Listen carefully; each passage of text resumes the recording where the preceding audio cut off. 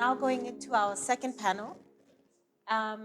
For those of you who joined us earlier and were worried why we just had a panel of men in a Women in Energy conference, it was because we were saving the best for last, which is best for the middle, which is the panel of women. And so we're going to now have I think we're going to have an interactive session. What we're trying to understand, now that we've had a good overview of what this hydrogen economy is about, what the opportunities are about, what the value chain is about, what it means in the ecosystem of South Africa, we're now going to drill down into a few companies. We've got Nosizwe Dlengezela from GE, who's the regional sales executive. We've got Tembekazi Madi, am I correct? Is this Tembekazi Mali, who's a senior VP, Research and Technology at Sasol. And then we've got Ms. Mpho Ludalo, who's a sustainability champion for Region Africa at Siemens Energy. And they all have been given the same brief. What are your company strategies? What challenges do you see? And what are the opportunities for women? So we will start with you, Ms. Nosizwe. That's great. I mean, thank you very much for this invite. Again, my name is Nosizwe. Actually, my correct title is I'm the Chief Commercial Officer for Gas Power Systems for Sub-Saharan Africa. I look after around 46 countries in the region. We are demarcated into SADC, East Africa, Francophone, and West Africa. And I am from Soweto in Diepkloof. And because earlier in our last panel, they were talking about how do we create an appetite for women to have an interest in the energy sector and really have meaningful participation. And I think I'm a real good ambassador or an example of that, a journey that's been learned over time. And my route has really certainly been the professional one. I wanted to share a few notes around General Electric, not only the power business of General Electric, but GE as a conglomerate, and its thought around the decarbonization journey that it needs to ensure it's a meaningful partner of. Quickly, if you know a bit about GE, not only do we have our power business, which has the gas components, renewables component, steam component, but we also have our aviation business, which probably carries the largest fleet in the world of our engines that we have. We have our healthcare business, also quite prolific. So at a global level, decarbonization is our leading strategy in terms of how it is we are wanting to build a world that works. And then we need to filter that down a couple of levels, and I'll bring it down to power. And I'll also then land it around our participation, our thought, and our strategy, specifically for South Africa and also the sub-Saharan region for us. One of the things as gas power systems that we have been not only advocating but communicating is that the switch to gas from coal, and I know my coal colleagues are going to be jumping up and down at this, creates a 55% immediate emission reduction. And I think that's a really powerful thing when you think about a decarbonization journey, because we're all trying to get somewhere with this. And so how we then think of gas and the goals that we want to achieve, and we think about sustainability, is that we really need to see it as an instrument that allows us to leapfrog into that future, really in the nearest term that's possible. I think then the second element that we consider when we think about this reduction is then the combination of gas and renewables. BCG spoke earlier about how do we balance out the grid and all the issues of intermittency. And now we're talking about an 80% reduction in emissions. And then the last piece, obviously, around hydrogen, which we see as a destination fuel, because to build a hydrogen economy requires the orchestrated effort that they were talking about earlier, which is rather easier said than done. But what we know about that eventuality of being as close to near net zero as possible is then hydrogen creates this incredible opportunity for us to live in practically a carbon-free environment from a power generation perspective and a point of view. And so this journey and what we advocate for is, as much as we would like to walk into rooms and say we can reach, zero carbon emission by next year, what we know from a practical point of view, based on the complexities of generating power projects or even converting them, is that that's simply not true. And so the question is, how do we then work with our different markets so that we partner with them along this journey? So 2 critical markets for us that have a huge focus on decarbonization: South Africa, very critical. I'll talk a bit about that, as well as Nigeria. In Nigeria, we're looking at the capturing of flare gas, et cetera, to help them build their strategy towards decarbonization that creates that immediate effect. With South Africa in June, we actually launched a white paper that talks about a couple of things around the just transition piece. And let's talk about just transition as a South African. What does this mean? Ultimately, what this means is that South Africa wants to leapfrog into this near net zero country and economy, but has to bring a very unbalanced economy along with it, where the anchor of our economy historically, 7 to 12% of our GDP has really been in the mining sector, and coal has a big part to play in that. So we can sit here at these conferences, have very good conversations, but the question is, how are we going to bring everybody else along? And in South Africa, a number of the thoughts, and the initiatives that we've been highly engaged on are, I think, at a multiple level. When we look at our installed base, we've got the largest installed fleet on the continent, which is gas. And gas is wonderful. Well, gas turbines are wonderful because of their ability to be fuel flexible, right? You can run a whole lot of things on gas. And so we look at the potential for conversion at the pre-combustion level. What can we convert, or what fuel can we use that allows us to move a needle from a decarbonization perspective? And then eventually, obviously, as we talk about hydrogen, what's this reality of us then having the feedstock as hydrogen in these gas turbines that allows for the cleanliness of that? And in South Africa, where the opportunity remains is that as South Africa journeys into its energy mix and the introduction of gas, here lies an opportunity where not only do we have a successful renewables program, which is great, but now we are right at the inception of thinking very smartly, very inclusively about gas, about either whether it's LNG or natural gas, and then ultimately destination fuel hydrogen, to say from a pre-combustion perspective and the feedstock, how do we think through about this economy to allow for this to happen? All great and well, but we need the skills to do this.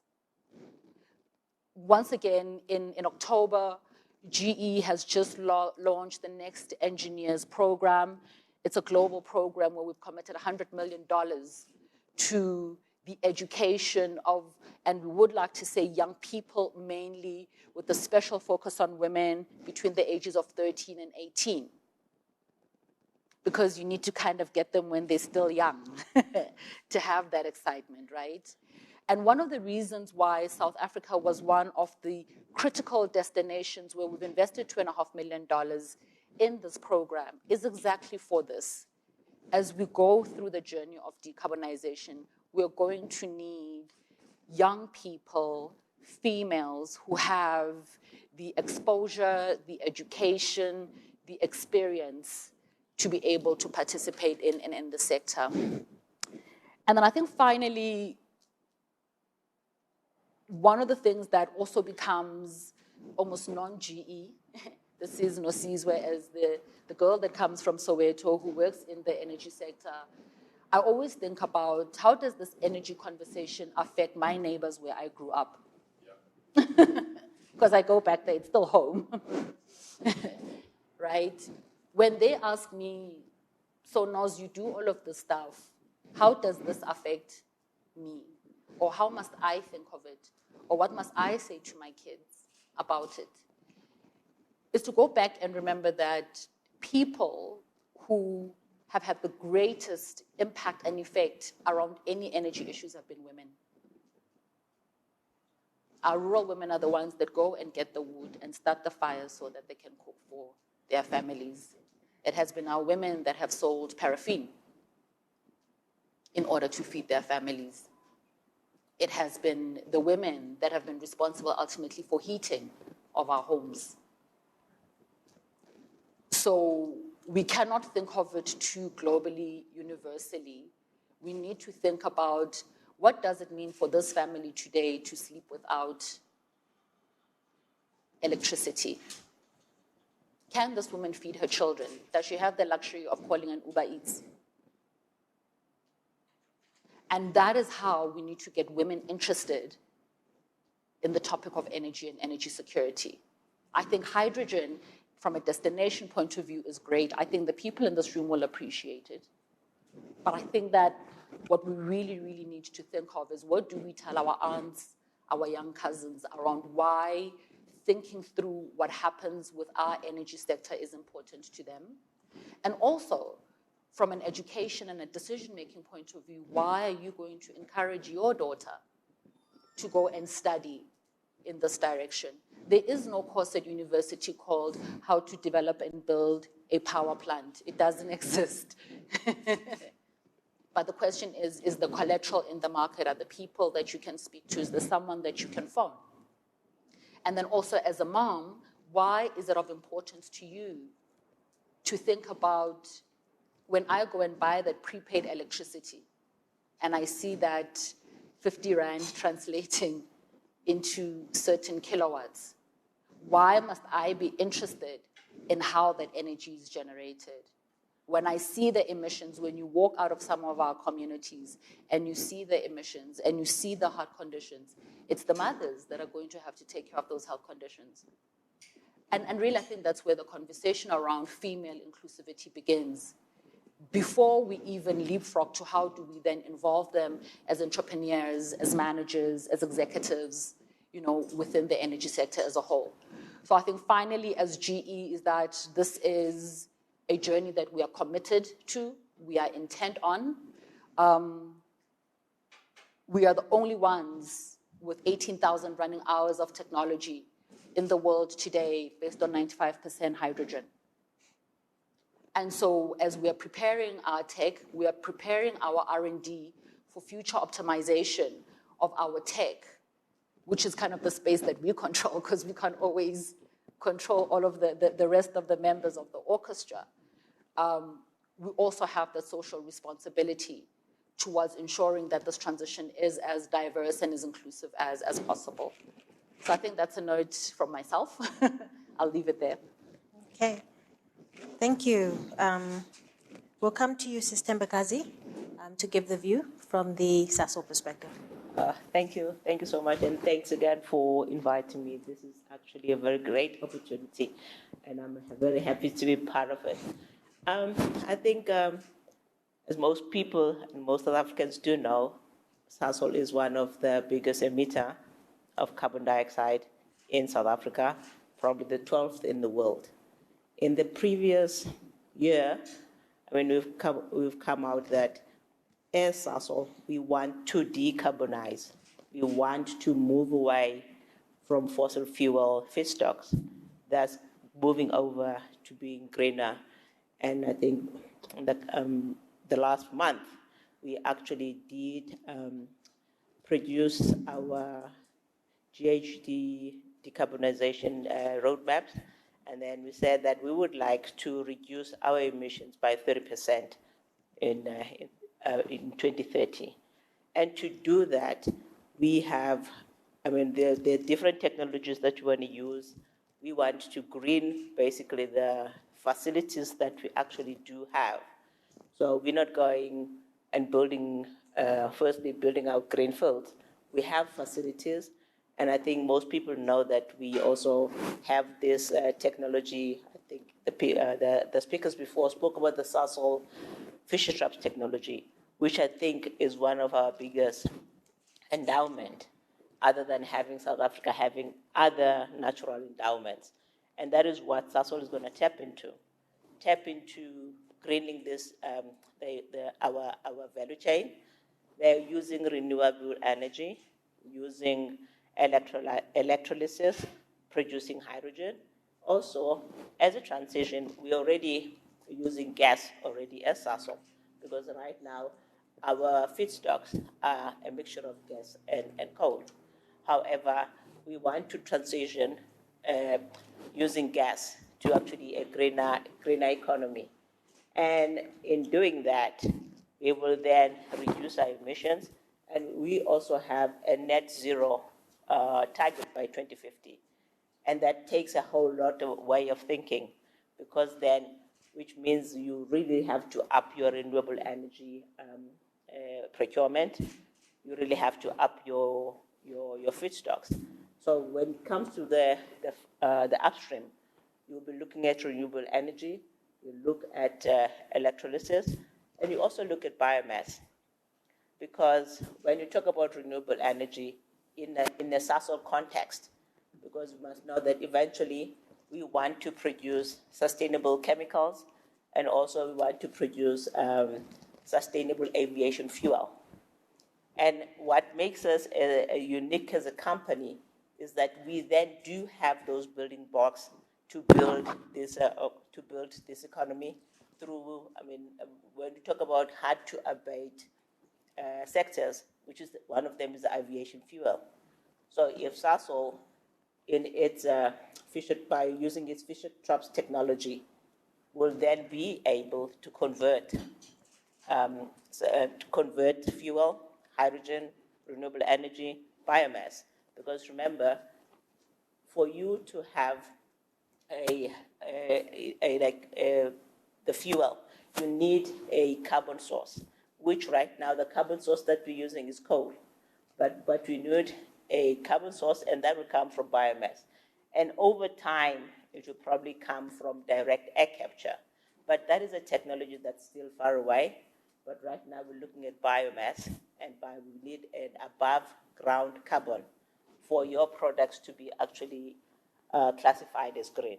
So you cannot be using anything that comes under the ground. So biomass, and waste. We have lots of waste, so we need to beneficiate the waste that we have, and we get biogas, which you can also put in the system to actually produce all of this. But I just want to come to, before I tell you other things that Sasol are doing, I just want to come to what Mr. Khadebe did talk about, because I also thought I would try to look at the value chain and look at the areas where I think there are opportunities, and areas where we think SAS will also, in our development of the economy, could assist. So if you look at the renewable energy chain, so there are lots of skills required.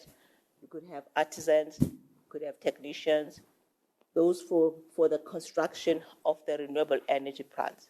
There are opportunities in manufacture, the component manufacturing of your PVs, of your blades. That could be another opportunity for people to just think about where in the value chain you want to play and what are those opportunities. When you talk to biomass, you could look at technologies to actually beneficiate waste, because you have waste which you could then sell as feedstock. And looking at agriculture, looking at growing energy crops which you then maybe upgrade to pellets which can then be used in the Sasol process for gasification.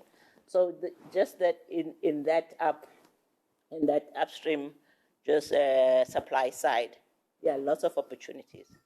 And when it comes then to education, because this is a sector, it's not a new sector per se, but I think there are so many opportunities. We want to go the education route. Say at Sasol, we use engineers, have scientists. You have plant managers, people who actually operate the plants. And if you go into building green fields, because now there are going to be other opportunities to build green fields. So those skills are definitely going to be needed. And I know people talk about, okay, there's no manufacturing in South Africa. But if we have a pipeline of projects coming on stream, those skills will be needed. So we need to build skills, build the skills at university level, build skills at the TVET colleges, and also grow the pipeline in high school. I mean, if I were to have my way, I will actually teach sustainability, primary school, teach environmental sciences, primary school, because you need to get young people and get women involved at that level. Because sometimes when children grow and now they are about to go to university, there are other things that occupy their minds. They want to be actual scientists. I don't even know how to pronounce it because I don't know. So they all want to be actual scientists because I guess it's just now becoming money rather than how to be green. But we're going to use technology to be green. Data scientists. Nowadays, we work with big data, and you need data scientists because the artificial intelligence of all things is the way of the future. So there are all these different, maybe we're used to having like science, go study for a BSc engineering, go study for a BS, but now there's so many things. I mean, in this value chain, you need economists, you need finance and legal, you need project management, you just people to be able, somebody was talking about, Dr. Pula was talking about people structuring deals. You need to have that capability. And also, in the value chain itself, because it's an ecosystem, you need partnerships.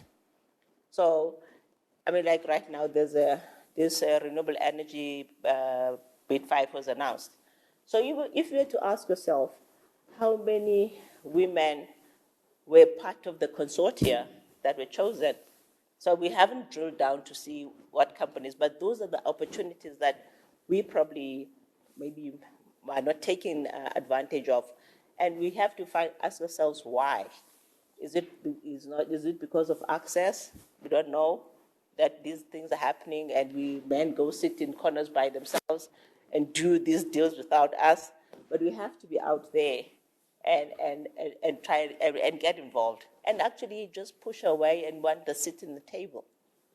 Okay, so I'm just going to maybe just quickly run down what Sasol is doing. And I think Sasol has been producing gray hydrogen for a long time. So we know how to handle hydrogen.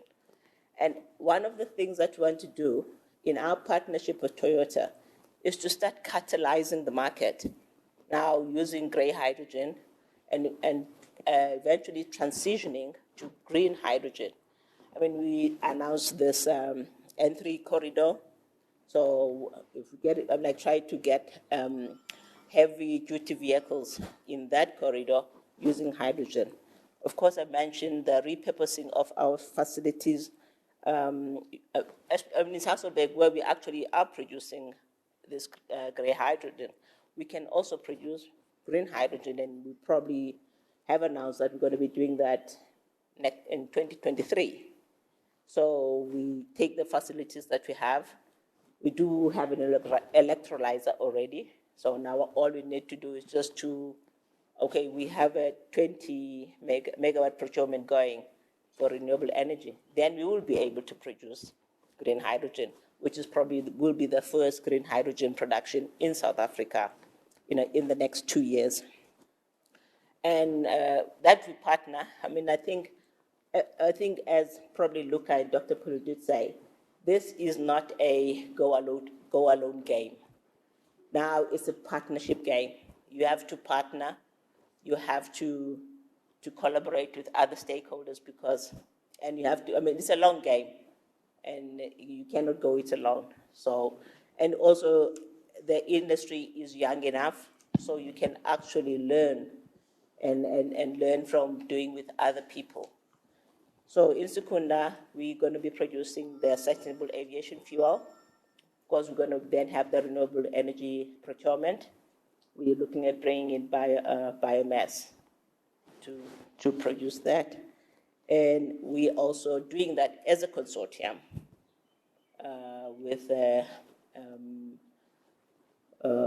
what called Lens, which is Enitrag, Navitas, Sasol, and what's the other company? And Linde. Sorry, I just forgot the company. And of course, Sasol is a truly South African organization. So we work and we want to build the industry in South Africa and grow the South African economy.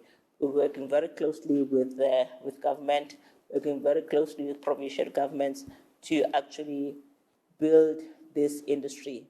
And case in point is the Buchu Bay, which is a government-led initiative, but we as Sasol are the industry partner to drive that initiative, building the Buchu Bay port and actually using that port as an export port for hydrogen.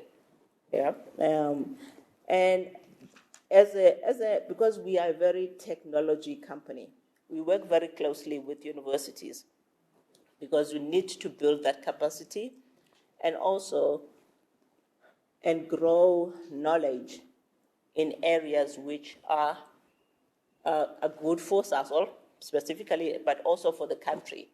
And for instance, the number of postgraduate that we actually fund are not necessarily all absorbed at Sasol, but those can be absorbed by other sectors within the South African economy. And I think maybe I should stop there so that that Siemens can have an opportunity to speak.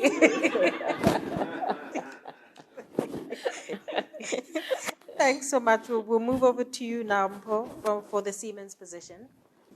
So what is Siemens Energy all about? As I'll show you on the next slide, Siemens Energy is more than just an energy technology company.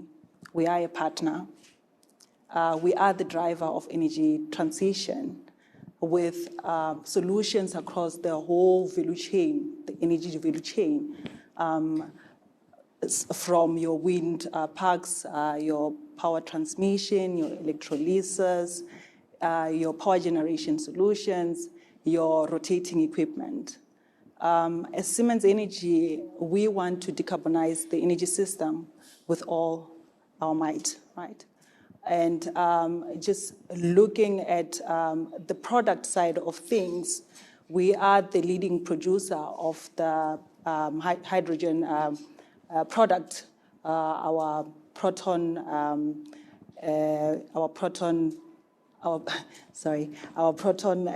membrane laser electrolyzers. We also have the state-of-art equipment for hydrogen compression as well. And we see the hydrogen as an enabler for us to decarbonize the system, right? And we on annual basis, we invest around 1 billion euros on research and development, and this is to move to make the existing technology to be hydrogen ready, and to also ensure that we shift to 100% hydrogen fuel turbines. And already to date, to show that we are really walking the talk, we have already, our gas turbines, they already capable to utilize 60% of the hydrogen as the fuel. And we do have ambitious target to reach 100% hydrogen fuel gas turbines by 2030.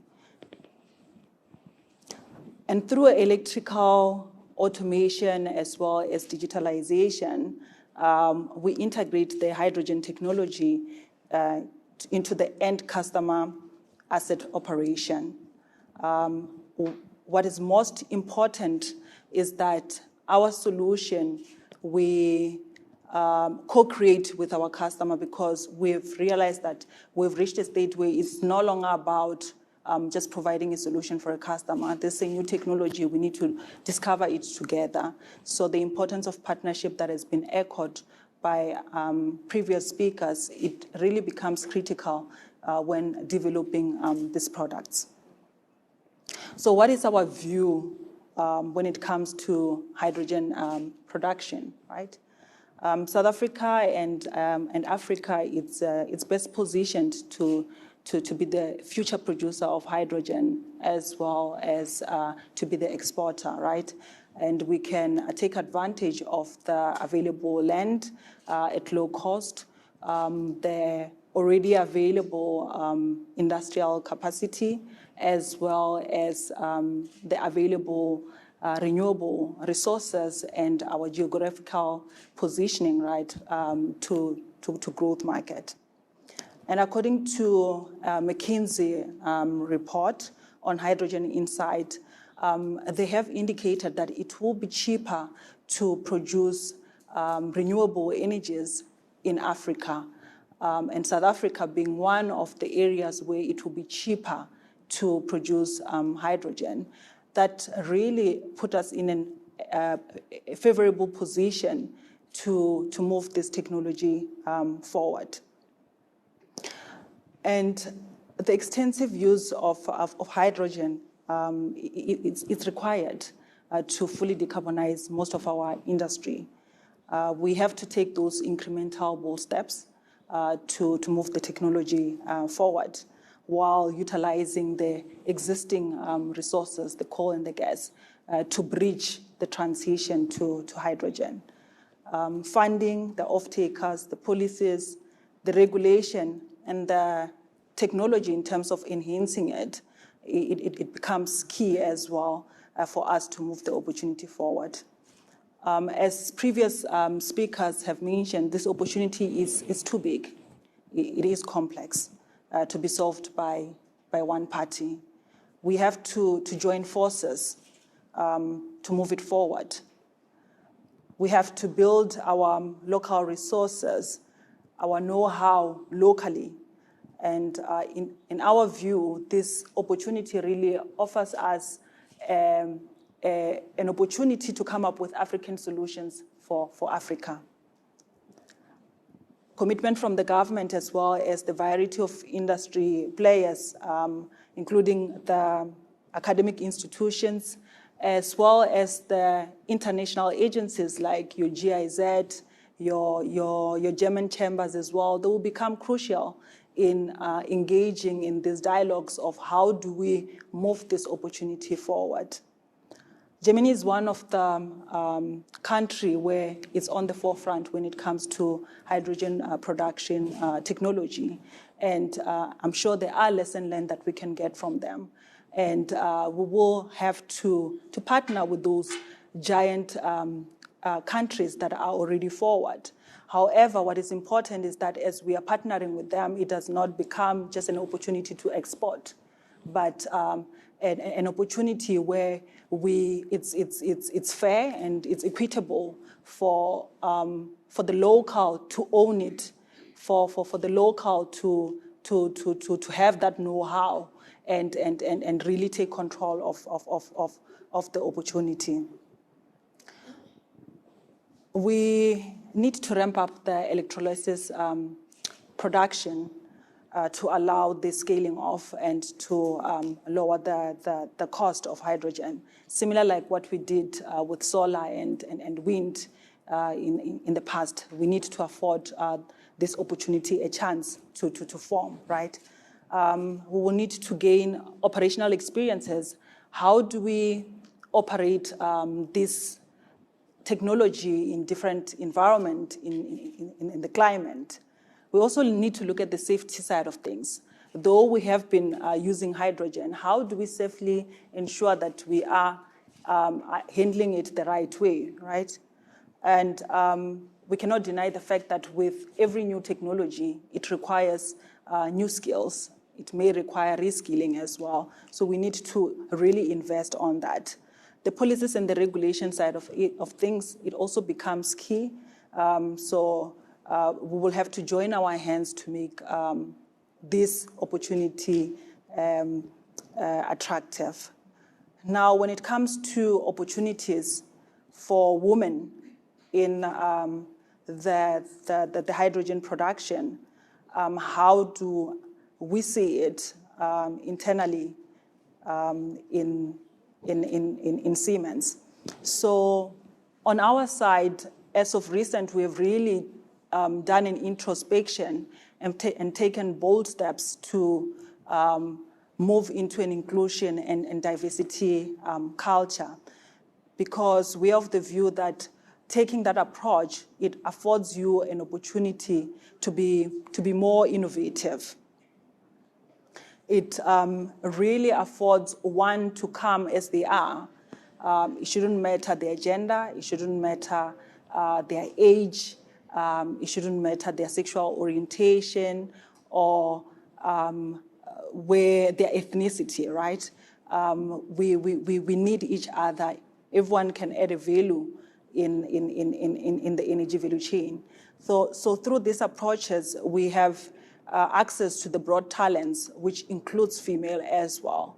And we create an environment that really allows different perspectives to be taken into consideration when we are making decisions to move forward. And I think most importantly, being it gives that representative of the society and the space that we operate in. But is it just a talk, or are we really walking the talk? So our goal is to have women leadership, 25% of women leadership by 2025.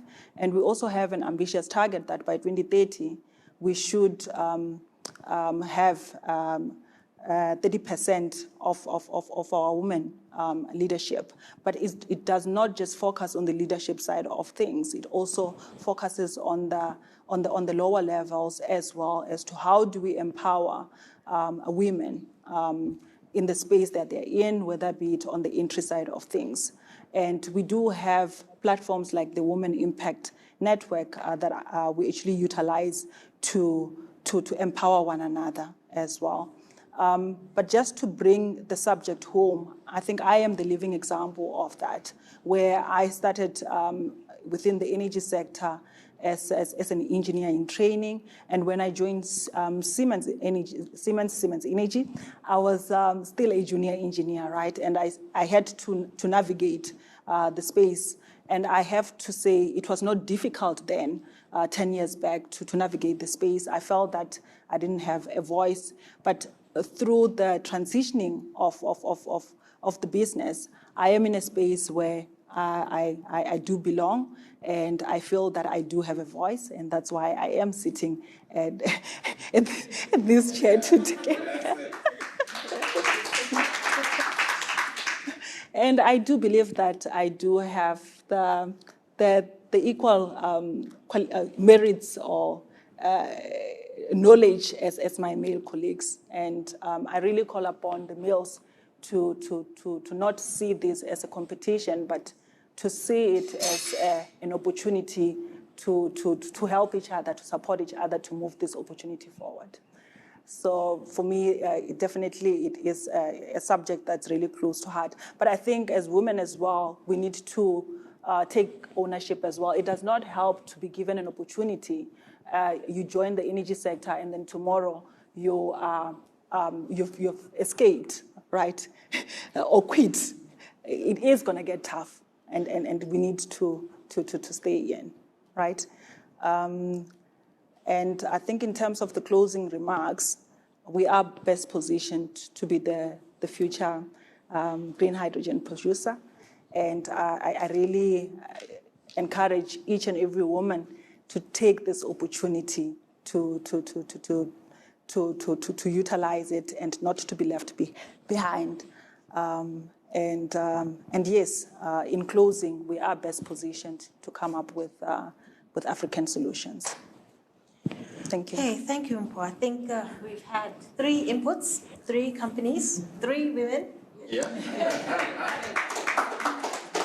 But conscious that part of what we do at in UOP Women in Energy is we recognize that what we're looking at here is the funnel and not the tunnel. In other words, we're looking at the few women who manage to drip drop into positions of leadership in these organizations. So what I'm going to do is I'm going to ask the people on the line. We've got very good turnout. About 250 people are watching us on YouTube, on various platforms, YouTube, Facebook, etc. So please send your questions through.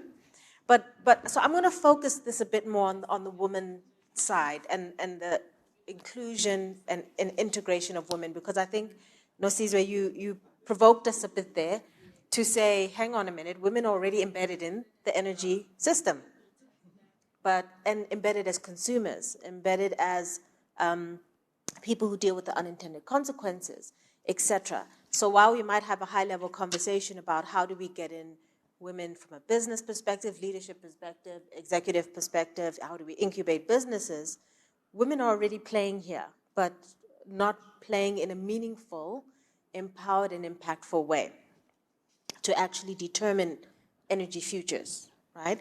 So I wanted to, and I'm going to ask you guys to dig deep, because I'm going to ask you to dig into your personal experience, because you're not just sitting here as women, you're sitting here as leaders in your organization. You have influence over your procurement and supply chain processes. You have impact on the skilling pipelines for your organization as well as for businesses, and you have influence in your organizations. What do you see are some of the challenges that you as leaders, women leaders in this sector, specifically around the hydrogen economy, are going to have to unblock and navigate around this new opportunity?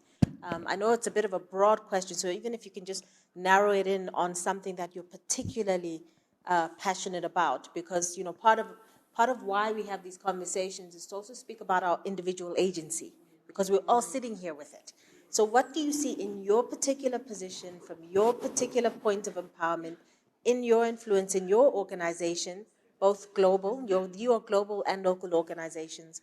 What is a particular challenge that you see is ripe for unlocking and unblocking, and how do you think that can be done to better elevate the participation, the voice, and the influence of women in these decision-making processes?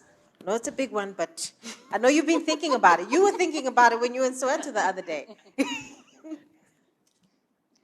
And maybe I can start off to just give you a sense. I'm at ESCOM, and I had the benefit of being at a school we were building with Siemens. And we went and we celebrated the school build with the MD, he's here, and we asked the kids, what do you want to be when you grow up? It was a primary school. These kids said, policemen, soldiers. No, it was shocking. Policemen, soldiers, and there was something else that I think, teachers, which wasn't so bad. It was the policemen and the soldiers part that was shocking. This was a school that 2 engineering companies had invested in, but the kids didn't know what an engineer was. The kids didn't know what a scientist was. Their life view was, we want to be the people who are in charge in this area. And that automatically told me that, okay, part of what I need to do to influence our CSI strategy is work with the schools we work with to build a pipeline of students coming out of primary school who understand the range of career opportunities, and to work on the maths and science throughput and marks so that they can actually go into them. So I'm asking you to get that granular, because you guys have influence across many different systems in the ecosystem that will influence the uptake and the voice and positioning of women. I'll start with you, Nosizwe. I'll try and be short, and I think there probably is a broad range of answers, right? And I think one, you just touched on it. To do the stuff, you must know about the stuff, just simply put. And where awareness, education becomes most critical. I mentioned our Next Engineers program. Often people ask, where are the big bursaries for postgraduate students? We already have all of that stuff. And that's not really where the issue lies. I think there are plenty of opportunities for graduates and postgraduates in the various fields within the energy sector that they'll touch. but where I think we really need to be able to strengthen that awareness, strengthen that interest, is between those critical ages of 13 to 18. And in order to do that, it means that we have to support our teachers, right? Because our teachers are also sharing probably as far as, their capacity has stretched them. So not only how do I work with the child, but how also do I work with the educator that's involved. And it is our business to do that. If we want meaningful contribution in the future in terms of even the energy mix that we have. So let me say that at a macro kind of society level, that's something that we need to be quite deliberate on, and we also need to partner on. I often think of kind of the skill set. So, one of my favorite departments is the DST, right?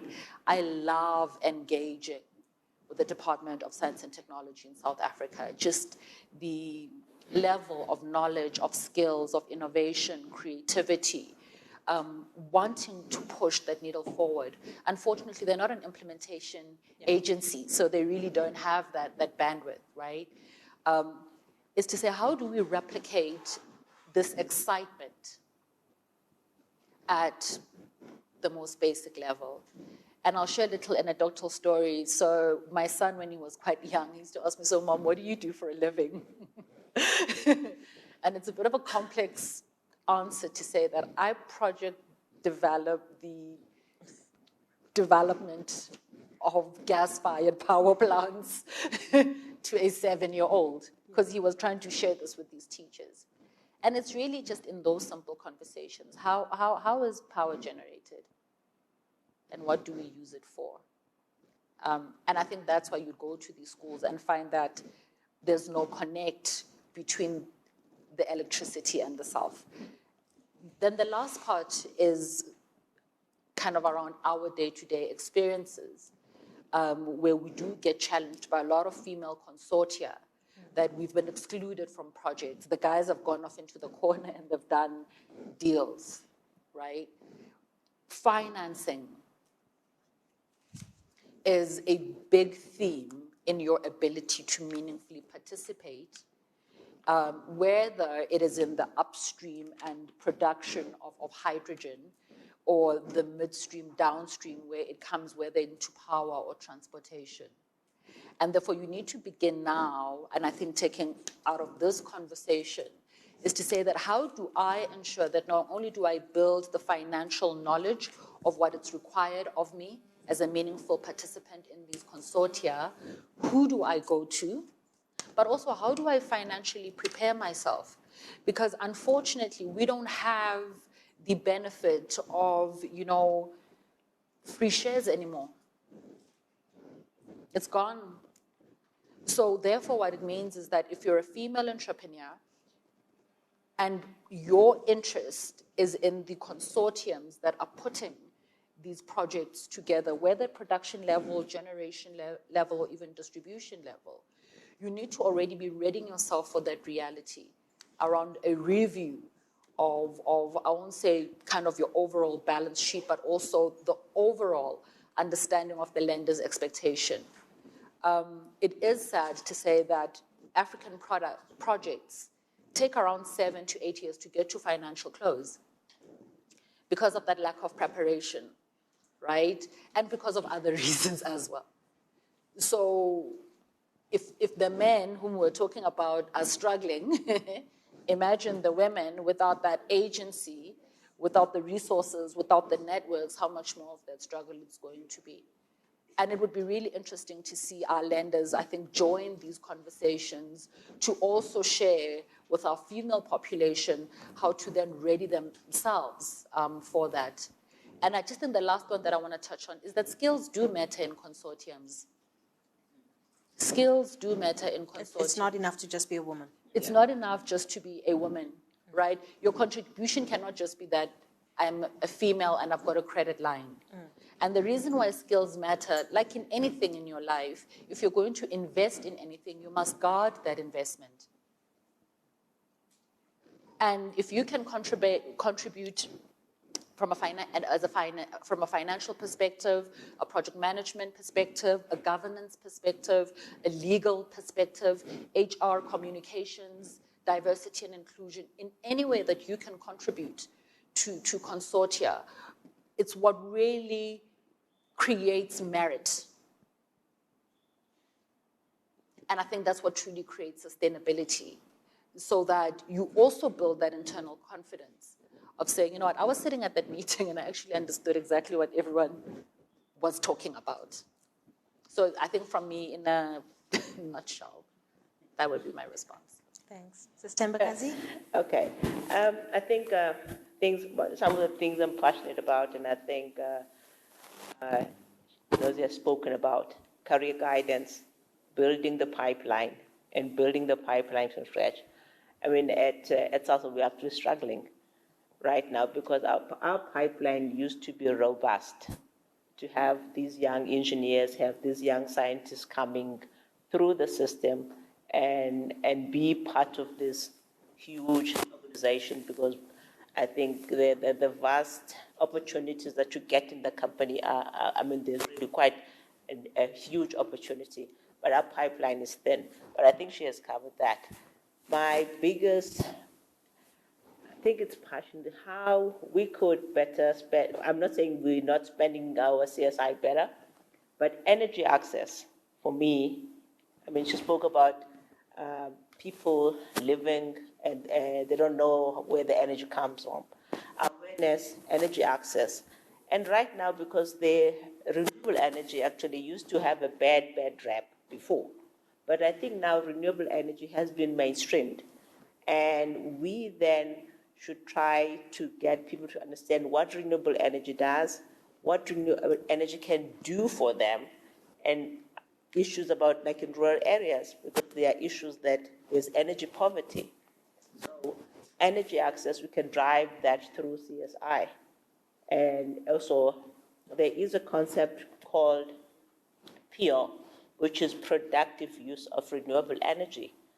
And in other countries, you see these containers which are powered by renewable energy.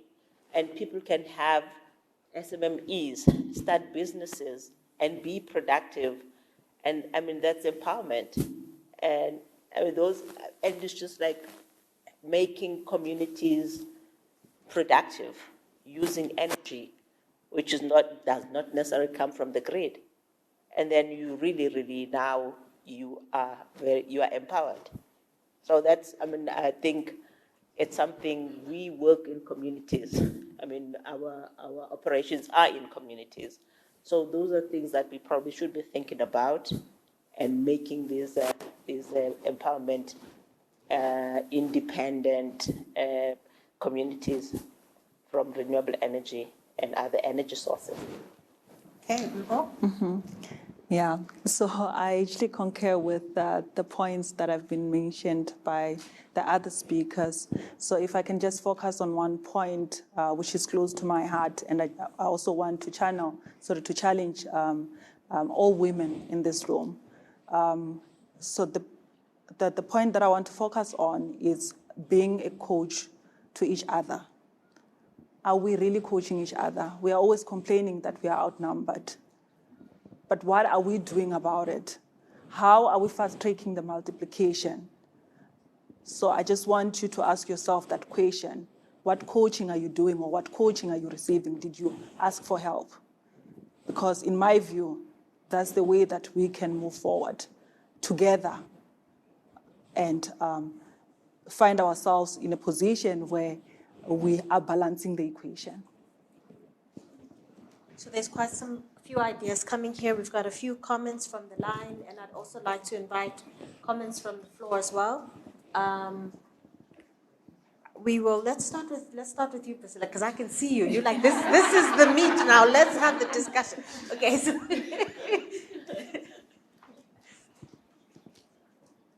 is the speaker on? They sanitized it at the back before they bought it. Yeah. It's because my boss here is telling me to sanitize.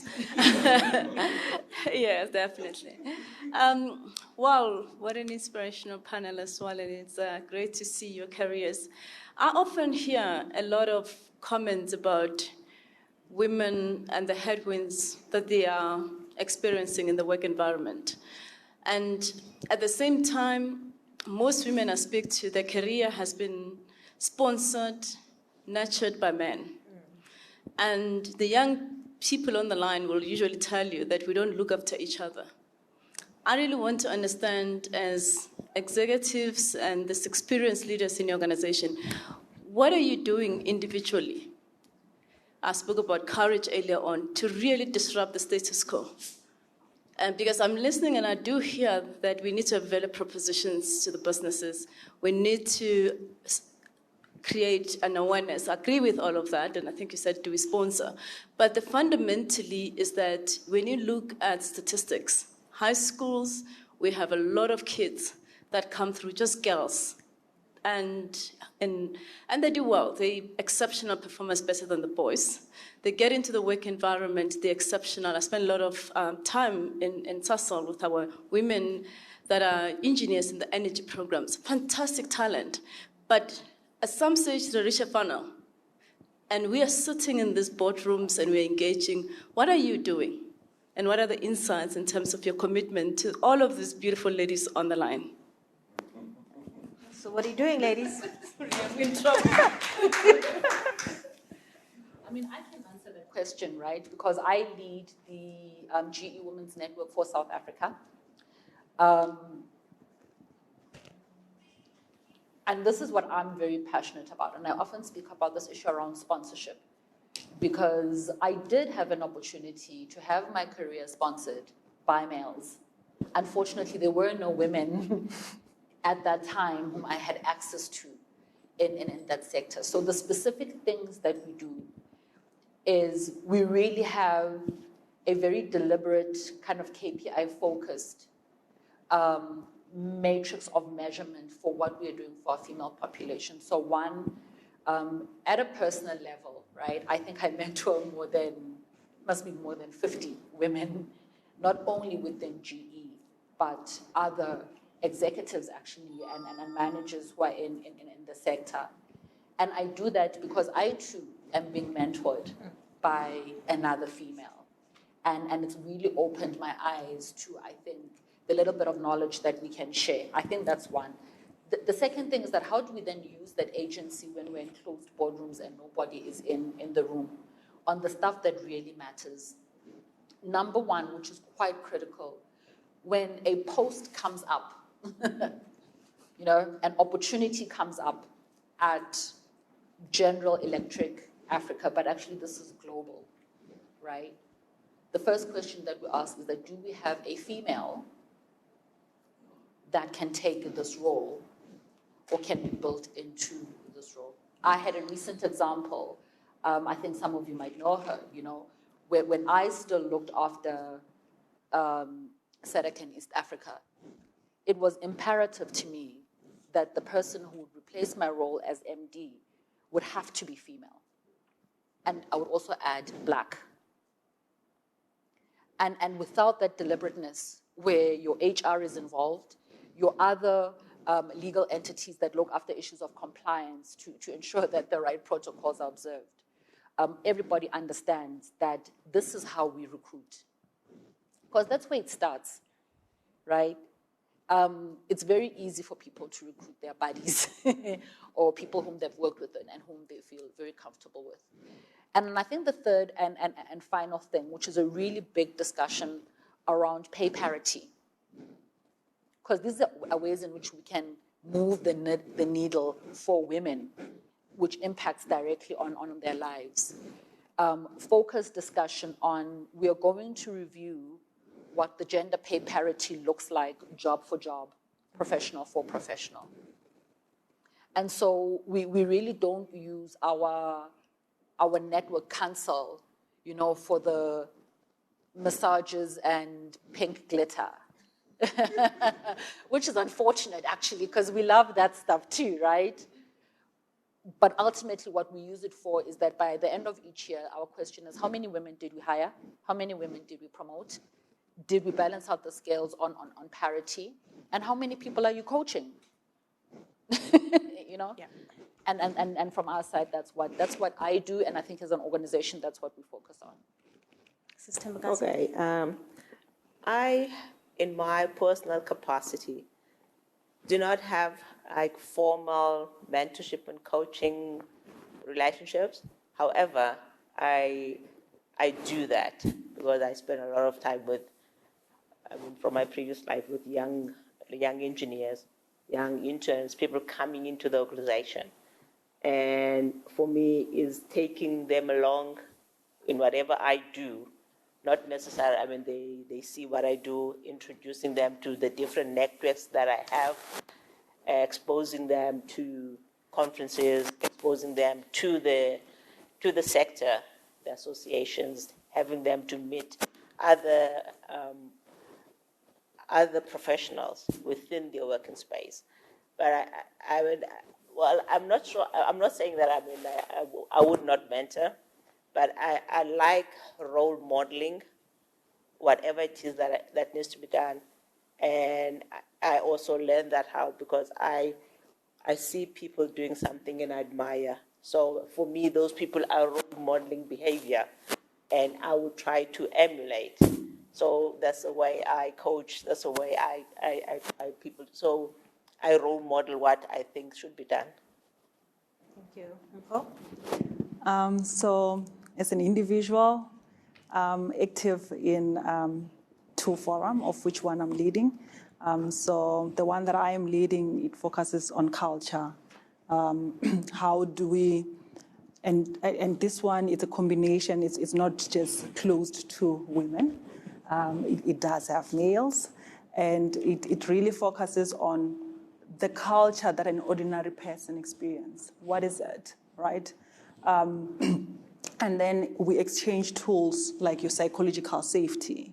Do you have psychological safety that you feel the environment that you're in, you can speak freely?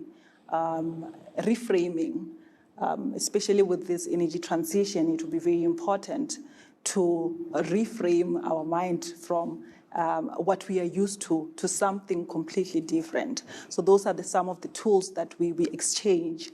And basically what happens is that once you've gone through the program, you also get an opportunity, if you're interested, to actually become an ambassador. And that's how we'll multiply and impact on more employees. The second area where I'm active is the Women Impact Network. This is dominated by female. However, we do invite male because they have to know what we are struggling with. And if it concerns them, they have to do something. And this is a space where we really exchange, we go deep. It's a safe space where now we look at, in terms of mental health, what is our state? Are we taking more than we can carry? Taking into consideration all the roles that we play: a wife, a mother, and a leader. So those are the areas where I'm involved to really help others to grow, and for me as well to be helped. You know, Priscilla, there's the whole point about women's coalitions within your business and outside of your business, because I think often as women, and we might as well be frank because we all know about it, women are conditioned to compete, and so don't naturally create coalitions within their organizations or outside of, I mean, Priscilla and I are one of these coalitions. But it does mean that we have to go over and beyond our own conditioning, and especially if you are that type A person who's reached the peak of your career and you've been an exception your whole life, to actually break out of that and form coalitions with other women in positions of leadership and influence, because that's the alternative to the boys' club, is if women actually start creating their own spaces, their own private chat groups in the exco, you know, to also syndicate and engage and create safe spaces and supportive, so you guys know about the private group chats and create that safe space for themselves in environments that can still be quite hostile. Still, because the reality is a lot of women, you spoke about the headwinds, spend a lot of time fighting the battles and the, there's a word for this. It's something tensions, but the microaggressions that finding the time and space to create a safe space for yourself often gets lost in the ether. So I do also, I just wanted to add my 2 cents as the facilitator to say, set up a WhatsApp group with your fellow EXCO female members. And as you go through discussions, you can syndicate to, and drive decisions through EXCO yourselves. Yeah. We are sometimes our worst enemies. We're very full of self-doubt. Yeah. And I don't know, maybe because we're very risk averse. And I mean, if you put a man here, can you do the job? They don't say, oh, I have a PhD, I need a master's, and whatever. And then Say yes. probably have a metric, Yes, and they say say yes, and they jump. But we want to be, I think we have this perfectionism issue. We want everything to be perfect. All the ducks must be in a row, and then we can take them. So we need to learn. I think we maybe teach people to take risks, because we do not take risks. We want set pieces. Dr. Khadebe? Shouldn't be talking too much here. But you've mentioned what I already wanted to say, but I just want to ask a specific question. As I was listening, there's a women network in GE. I know there's a women network in Sasol. There's a women network in Siemens. And the other day yet, we're hosting women in mining, and these young ladies have actually written a book.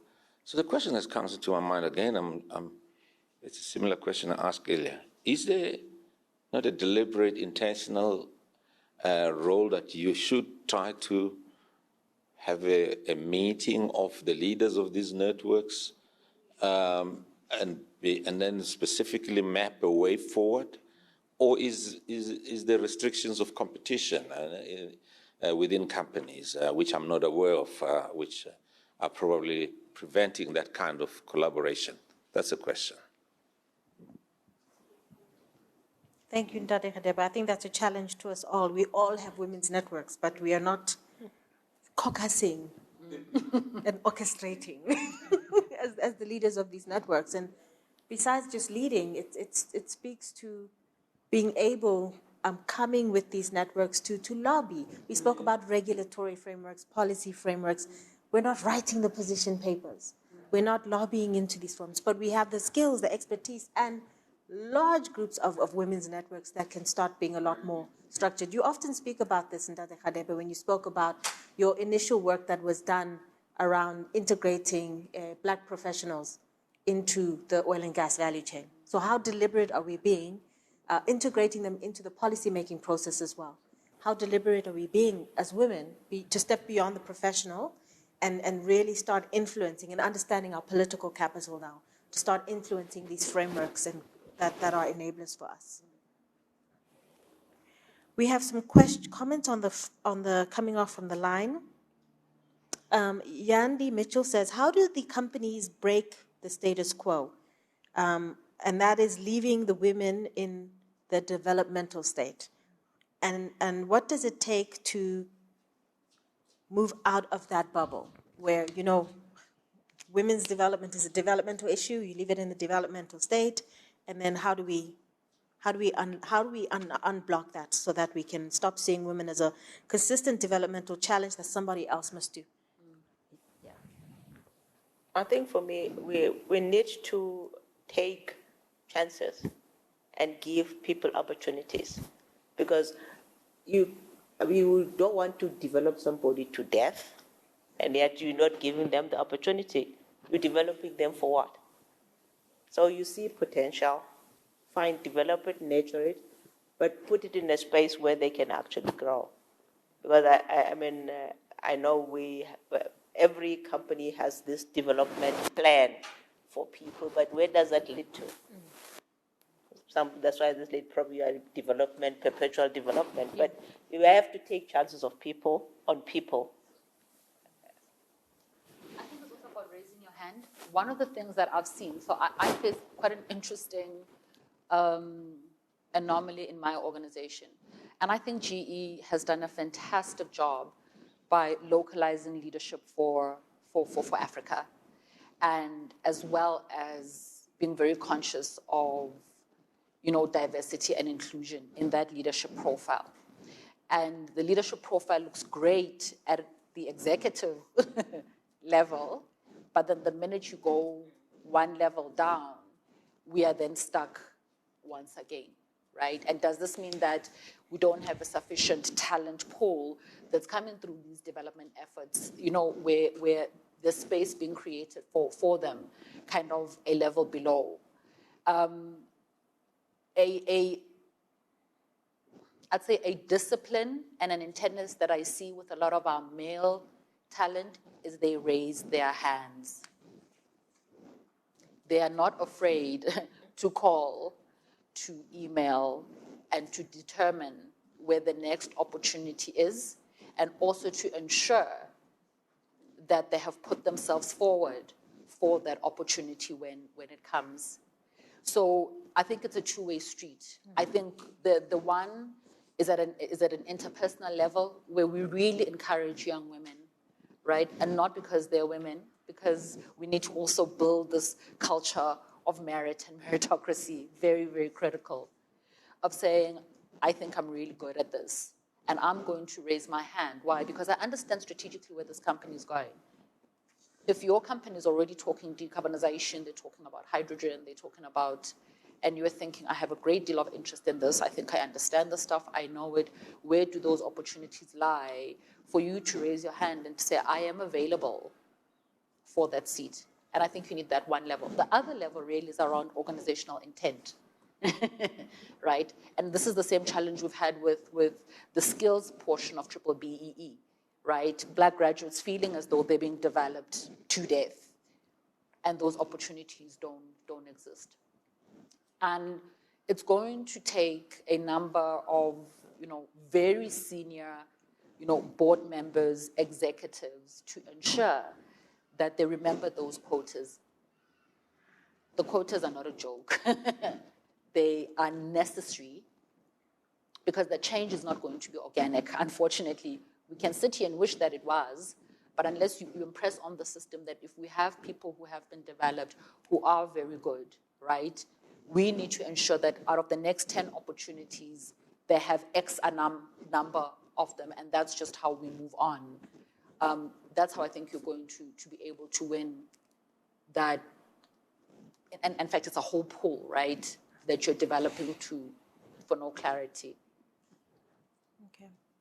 So I see it as a collaboration. As women, we need to take ownership of our development, right? But on the same breath, our leaders should be supporting us to do that, because I can raise my voice, but if the ones above me are not in support, it's just going to be a voice that's just going to go silent without moving to the other side. So we need to work together.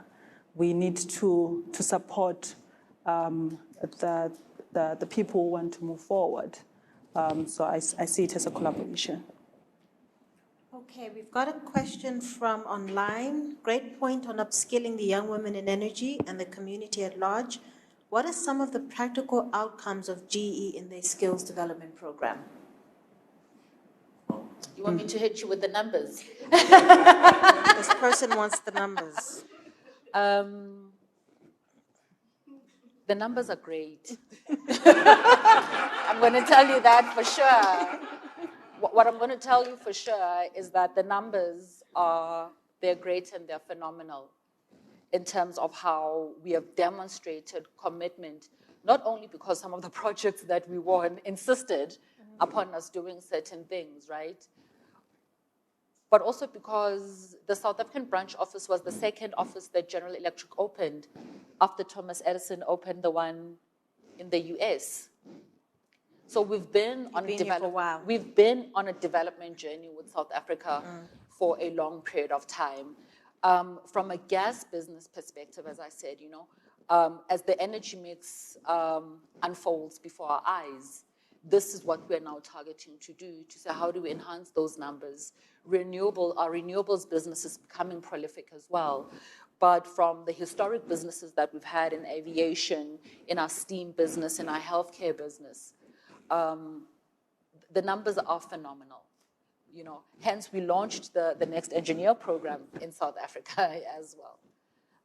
And I would like to invite anyone who is interested in being a part of all of these initiatives across the many franchises that we have, right, to please engage our team. I hope you will share some of our details with your audience to find out how they can be a part of that.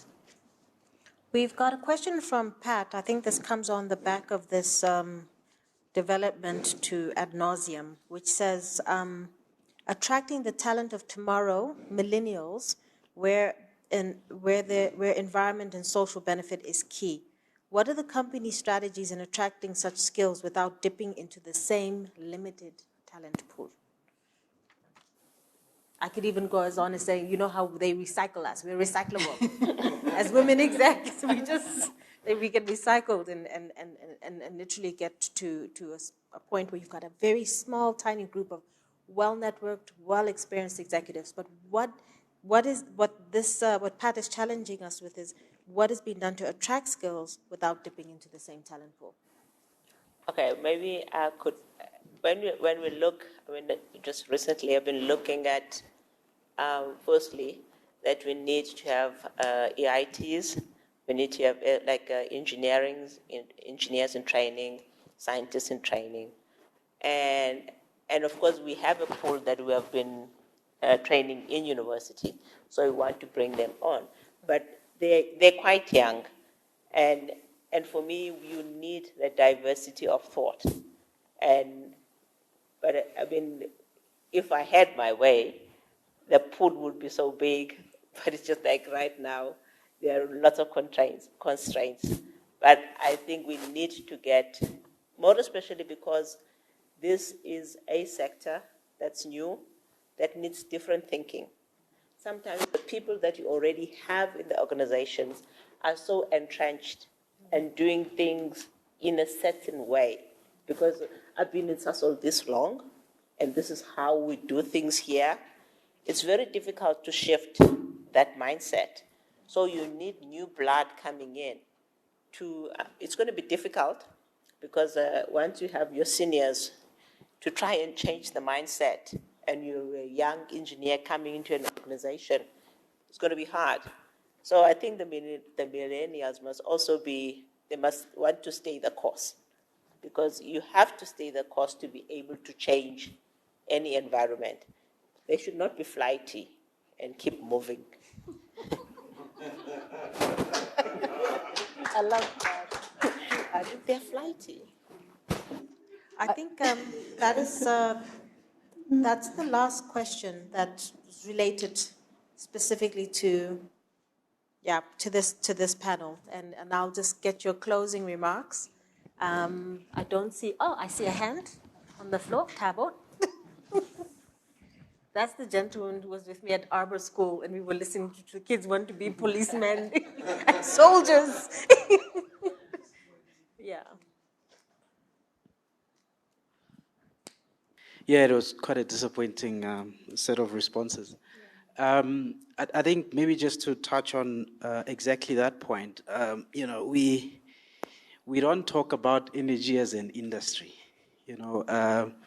If you look at career day or career interventions, you don't hear somebody says, I want to be in the energy industry. They always talk about, I want to be in mining, I want to be in banking.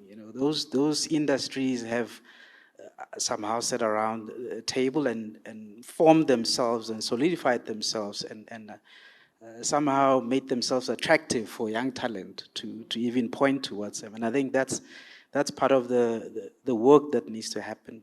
So I think as you're talking, it's an impressive panel. I came to listen, but I ended up being a student taking notes. Mr. Khade was talking about whether there's any compliance issues around sharing that. No, I'll open up the floor and say no. In this topic, no, it's an industry problem. It is not a competition problem. And the analogy that from the last question that I thought about is, when you have a hose pipe and you've closed the end and the water is still pressured inside, what happens? The pressure is so much that you can't keep it closed. So this topic of pipeline or of talent or women, we have to work on the pipeline. Make sure the pipeline is full. There's a lot of pressure in the pipeline to give these opportunities to women. And what happens, at some point, it has to be open. And I think that's how I interpret it. But my question is, and selfishly, because I'm taking notes, I would like to understand, and maybe it could be part of the closing remarks around, what are those maybe top 3 important priorities that we really need to be working at as leaders in order to ensure that we don't miss these opportunities that we talk about? Green hydrogen is huge. It will require, our partners. We think it's competitors, but it's not. It's a huge industry. Siemens Energy will not be able to help alone. So what are those 3 priorities in the same theme around empowering women? What are those 3 things that I need to get back into some of my colleagues and say, these are the things that we need to be looking at in order to create a safe space and a lot more inclusive space and an attractive space to bring out these diversity of talents? Thank you. I think that's a good segue into the closing remarks. 3 top priorities. There we go. You should take my job. 3 top priorities that leaders should be focused on in ensuring full women's participation in these new economic opportunities such as green hydrogen. I think, first of all, you have to know the thing to be in the thing. You can't wing it. This is not it's not a quick read game, right? And I cannot emphasize enough the availability of collateral obsessions such as this one, out-webinar the population so that this also becomes clear to them. With the renewables market, I think there was not a kind of a great pool of collateral that went out that created that appetite for inclusion. I think that's the one. The second part is that you need to engage ultimately the people who are going to be putting the money down to invest in this stuff. Engage the lenders. Kwesi's here in his new hat today, but at the heart of it all, many years ago when I was in Japan, a professor said to me, Naz, there are enough intelligent people in the world to solve any technology problem that we have. The question is, how much does it cost? Right? So if you do not understand kind of the perception or the lens of the people who are going to be putting down a bulk of that financial risk, it is always going to be difficult for you to meaningfully participate. I think that's the second one. And I think that is, as leaders, and I'm going to talk as a Black female leader, and I go back to this thing that we talk about having agency, but what is that? Right? We talk about being executives in multinationals, but what does that mean when I'm in a room full of my peers around ensuring that I advocate for critical and specific things that pertain to not only the development but the acceleration of female participation, And I love all these nice words that we use in our female groups, but what does agency mean? Because I too, as a female, I think in that closing statement, have faced many toll gates, right? It's been a journey. But what I've come to understand is that there's a new form of leadership that is coming into the world where being gentle, authentic, nurturing is becoming far more widely accepted and embraced kind of than the old versions. And women will fit right into that slot. Yep. So I think let's use that in a way that is meaningful, but also that we're going to ensure that it's something that we measure and monitor even for our personal selves. Oh, last one. And GE is an amazing company to work for as a woman. Okay. As a woman. Okay, I'm leaving Sasol, I'm coming to Jane. Right. Sister Mikasi. Okay, so there's one thing I want to say first. As women, we should not outsource our careers. We should take ownership. And then, once you know where you want to go, take ownership and seek out opportunities and seek out people who can assist you. Because sometimes you sit in our little corners and hopefully somebody's going to see me. What if somebody doesn't see you? So don't outsource it. Take responsibility and ownership. And be brave and be bold and be out there. So that's my one thing I think we should take as women going forward. And what I think, I don't think I can stress enough, something which to me is a priority, is to start all this education in these sciences, in the environment, in sustainability at primary level. Talk to children at a certain age because they are very curious. Their minds are like sponges. So if you get them in, a case in point, for me to be here, I think it was a teacher who got me so hooked in science and maths whilst I was a child, and it never left me. So if you can get them that young, and then grow that, I don't think we're going to be having final problems or pressure problems anytime. And you go to a school, people will say, I want to be a scientist, I want to be an engineer, right? And the third one, I think awareness generally in our society, in our communities, is something that we also need to prioritize, because everybody will think about, what's this energy? Like water comes, I want water. It comes to the tap. But they don't know there's a lot of work between where the water comes from and the tap.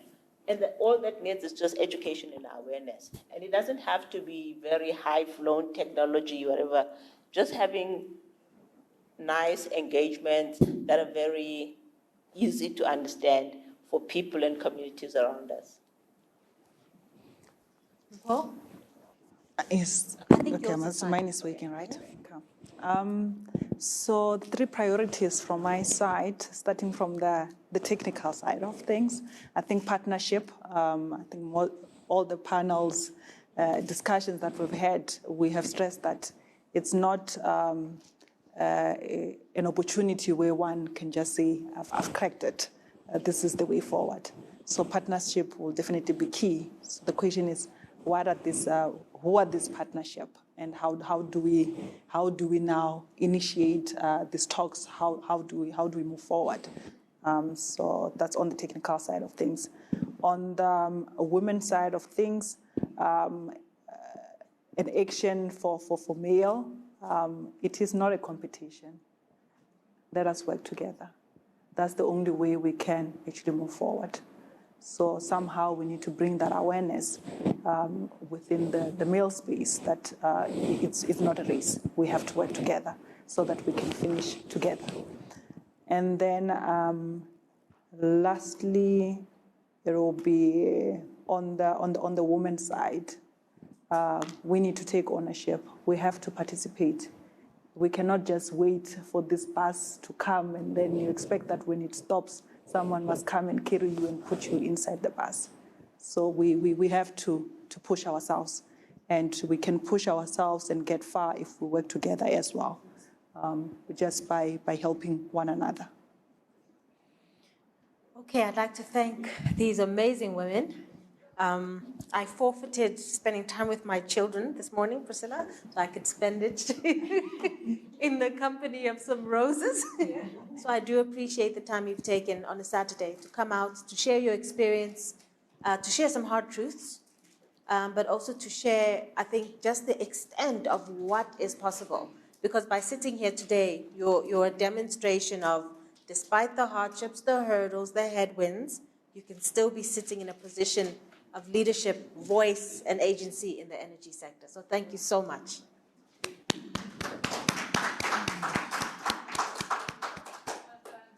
We're now going to go to our mini masterclass. So what's come up quite a bit is this conversation about, okay, know your story and understand how investors are going to look at this, funders are going to look at it. So we're bringing one of our usual partners for the Women in Energy Network, Kwezi. If you can come through, and you've prepared with your team, with your lady team, from the Kuka ID. So those are the brains behind the guy. Those two ladies over there have prepared, I think, a really good, granular, meaningful input on project preparation, on how investors look at this, because you spend your time, you spend your time, facilitating investment. So let's get that investor lens and let's understand what it means and how we should be preparing these projects, and then, even though this is largely at the big corporate perspective, how that segues then into SMMEs and potential opportunities there. There is a presentation, so can we please flight it so that the people online can be able to follow Kwezi as he's speaking, as well as the people in the room. Good afternoon. It's been a long day, so I'm going to try and... How much time do I have? The thing is, now you're very passionate about this topic. Yes. Okay, so I need to manage you. So I need to manage myself. So. You need to manage. So we've got, I think let's take it in 10 minutes. 10, 15. Okay, you see yourself. You see yourself. I wanted to say she knows how to manage. I must mention that she decided to put Sasol between the two competitors so that there was not going to be a fight. I thought it was quite well done. I think if you go to the next one, I think what I wanted to open with, I must open with something that I know you're going to ask me at the end, and it's not what I was asked to prepare for, but it came out today, and it's actually quite important. And this is the issue. The question has been asked, what are you doing? And it's actually a key question. And I think for us, because of the space we occupy, we are really focused on building the science, technology, engineering, management, and mathematics skills with related studies. That's a very key part that drives the value of what we do. And from a CSI perspective, we have made interventions for people who are failing math and science at high school. They go through a program that we run, and they end up becoming aviation people, medicine, engineering. But that's not necessarily for ourselves, it's more our impact. And we're thinking about how to use technology to expand that, noting the constraints around access to data, but just mentioning it. And then internally, you mentioned my colleagues who are here, making sure we spend the time to get people to do meaningful work as part of their training so that they then can rise up. And let me be honest on this one, we actually would have failed ourselves to make enough of them rise up. So the other intervention at this level is to say, how do we aggressively bring the women at the executive level? We announced an appointment yesterday, and there are more that are still to come, to take away this continuous development thing. But the other thing we then noted, and actually came up, if you notice the earlier presentations as well, even the previous discussion, we are asking our young people to respond to a world that is complex, but we are not exposing them enough to that world. So what is their confidence later on when they have to deal with the issues? So what we then have done this year, to complement the other things I mentioned, is to design something we've called the Kuka Global Scholar Program.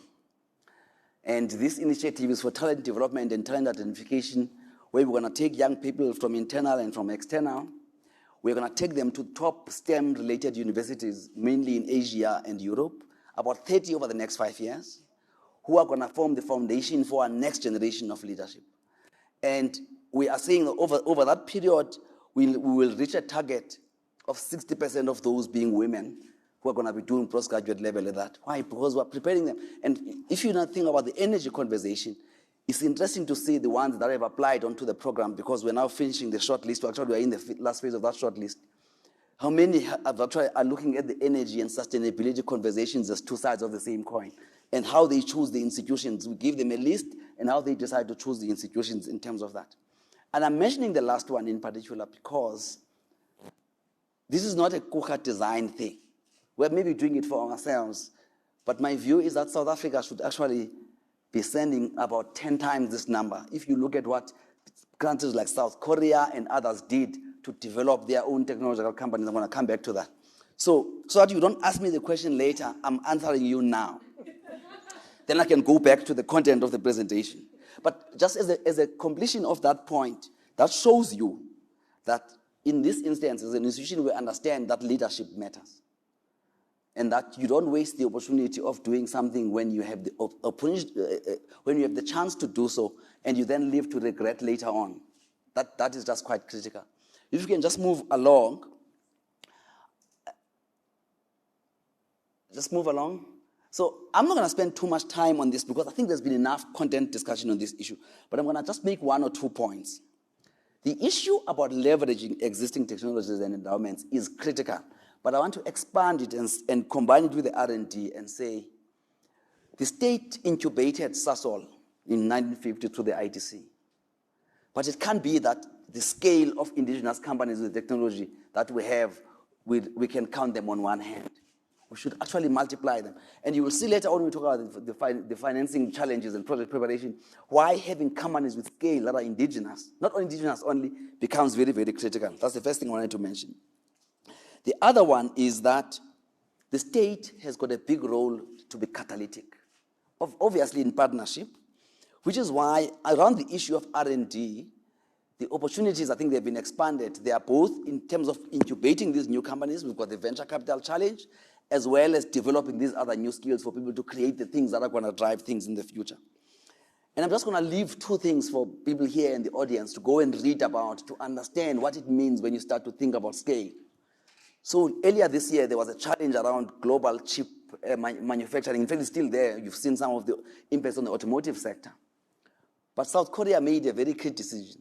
And they said over the next 10 years, they are spending $450 billion to make sure that they are a lead country for semiconductors in the future.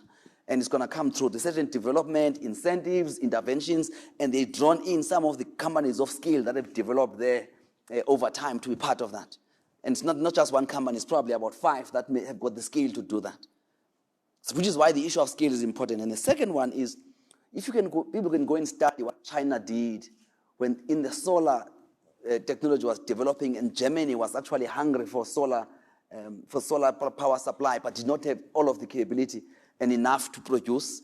And then China started in and refined the process, and they drove down the cost. It went to a point where there was a glut globally, and what China then did was to create the internal acquisition of renewable technology, absorbed some of that glut, and over time, then those companies in China developed to become world-class companies, and over time, they are now dominant in something that 15 years ago, the US was actually more dominant in. And you think about that, you think about how those partnerships can create something.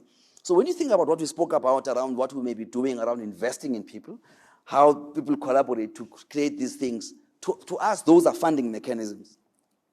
And I think the next slide talks about that more critically, and I want to talk about this, and that the funding sources are multiple.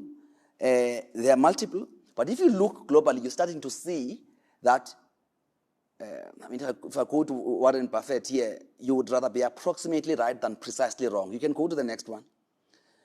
We know we are approximately right if you are looking at this thing, because you can see where capital is going. So what people are doing by looking at it even now is because that trend, you can see it was probably taken up back last year because of COVID, but you can see how much capital is trying to go to new projects and the number of transactions we're trying to see globally focused on the hydrogen side. So we are in the right direction. I'm not going to read the numbers. It was more about the illustration. So if you can now go to the next one. Now, because I was asked about this thing of project preparation, what I'm going to try and do here, I'm not going to spend too much time reading the text, and I think the presentation can really be shared. And I borrowed this from a presentation of one of the banks looking at a typically large oil and gas project. And some of the projects, if I read about the Sasol ones, these projects are large. If you think about them, so they start with a concept.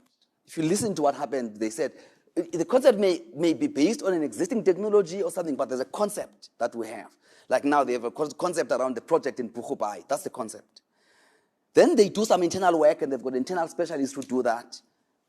And then the next thing they then do, they do some pre-feasibility work, and they may appoint an internal specialist, which may include some environmental scaling, the economics, the market demand, and all those types of things.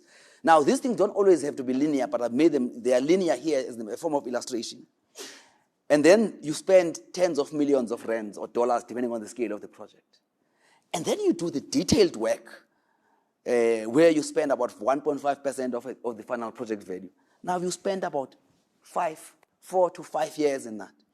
Now, if I'm an SMME or I'm just maybe a professional, what does that mean for me?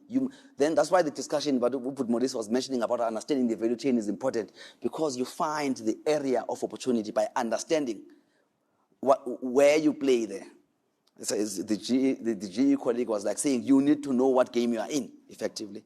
And then after that, you then go and appoint somebody to go and develop this project after that period has gone through the governance processes. Now, they don't always have to be like this, but this is project preparation.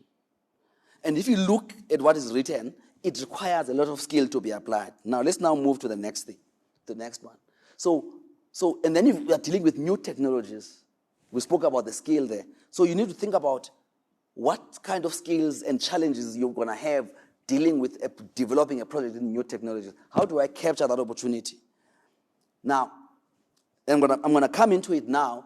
Who's funding this other early work? And I'm going to relate it to the inherent disadvantages, I will say, it creates for either those who don't work in these big corporations or some of the SMMEs. Not that it's a permanent, it's a fatal problem, but we have to recognize it. And also you think about risk, you think about what kind of support you're gonna have. But the real issue is there are long lead times to realizing this. So if I've got a small business, if I'm a professional, that's different. I mean, participate in the company is doing something. But if I've got a small business or my own business, women-owned businesses in this context, I've got this project that's gonna take so long to reach the end. What am I eating today? Because I must exist in the moment as well. So that is important. And also the regulatory issues were touched on. Now, if you can go to the next slide. Well, and I'll spend slightly more time here. Just go to the next one. So what I've done, we've borrowed that picture we've borrowed, and we've looked at all the phases. And forget about all the big text. Let's just go to the thing with the color blue and the color yellow. So effectively, in that phase, these big corporations must have the capability and the balance sheet to spend their own money to do this. So this is a game about people with their own equity, about people with scale, and about that. And they are appointing other people who've got these skills, some international companies and everybody else. And also, part of what they are doing, because you know the risk is high in the beginning, is progressively to reduce the risk so that by the time you make your investment decision, which is the end of the blue, you have reduced the risk of likelihood of success. Of course, you still got the risk of execution. That's a different problem. But now, if you are an SMME here, nobody wants your money. Nobody is asking for your capability. They may be one or two where you've got an existing relationship. Maybe you're a supplier in terms of certain goods that a company continues to use, but it's just part of the corporate good. It's not necessarily specific to this issue. And also, if you are a female professional, and we had this conversation, if you've been cut out of the conversation as this develops, even as a professional, where are you at the time this decision is made? So what I'm saying is we must recognize that there's an inherent disadvantaging of these other sectors we are focusing on. And we said we don't want to do things like they were happening in the past. But you then start to see what in economics they call path dependence, and you do things exactly in the way that you've always done them. And what is the process of change? So I'm bringing in this element because if it was me, based on now understanding things now, I would continue running my business, but I would use this opportunity to build the relationships for when this takes off. And this is now where platforms like this and others become critical investment, not because I think they're going to help me tomorrow, but they are giving me an option for the next thing that may then come out of there. Then if you go to the execution phase, that's when you start to say, because the project has now been de-risked, you can start to source different forms of financing. So you can start to look at banks borrowing you money. You can start looking at all those types of things. So in that phase, for that period, because the project's economics are determined, you start to look at different forms of financing. So I don't want to get very technical. So I think this is more the path. So in that phase, that is yellow, that's when the sponsors come together, they go and they say, let's go to the banks. Some countries support their companies with incentives and different forms of financing happen. And the companies that are sponsoring the project don't have to use all of their own money for that phase. But because they spend the money in the previous one, you pay to get in at that phase. They want the premium. They say, no, I've developed this thing 100%, but I only want to stay at 51. You pay a premium to one of the 49%. So that is just the one thing I wanted to highlight. So that would be, I'm not doing it to send a negative message, just to recognize what the issues are. Then this is my last slide. I'm going to talk on the next one. Is that effectively, when you then finance the projects, it's your own money, which is called equity, which is what you do to develop it. It's your own money. No bank is going to borrow you money to develop a project.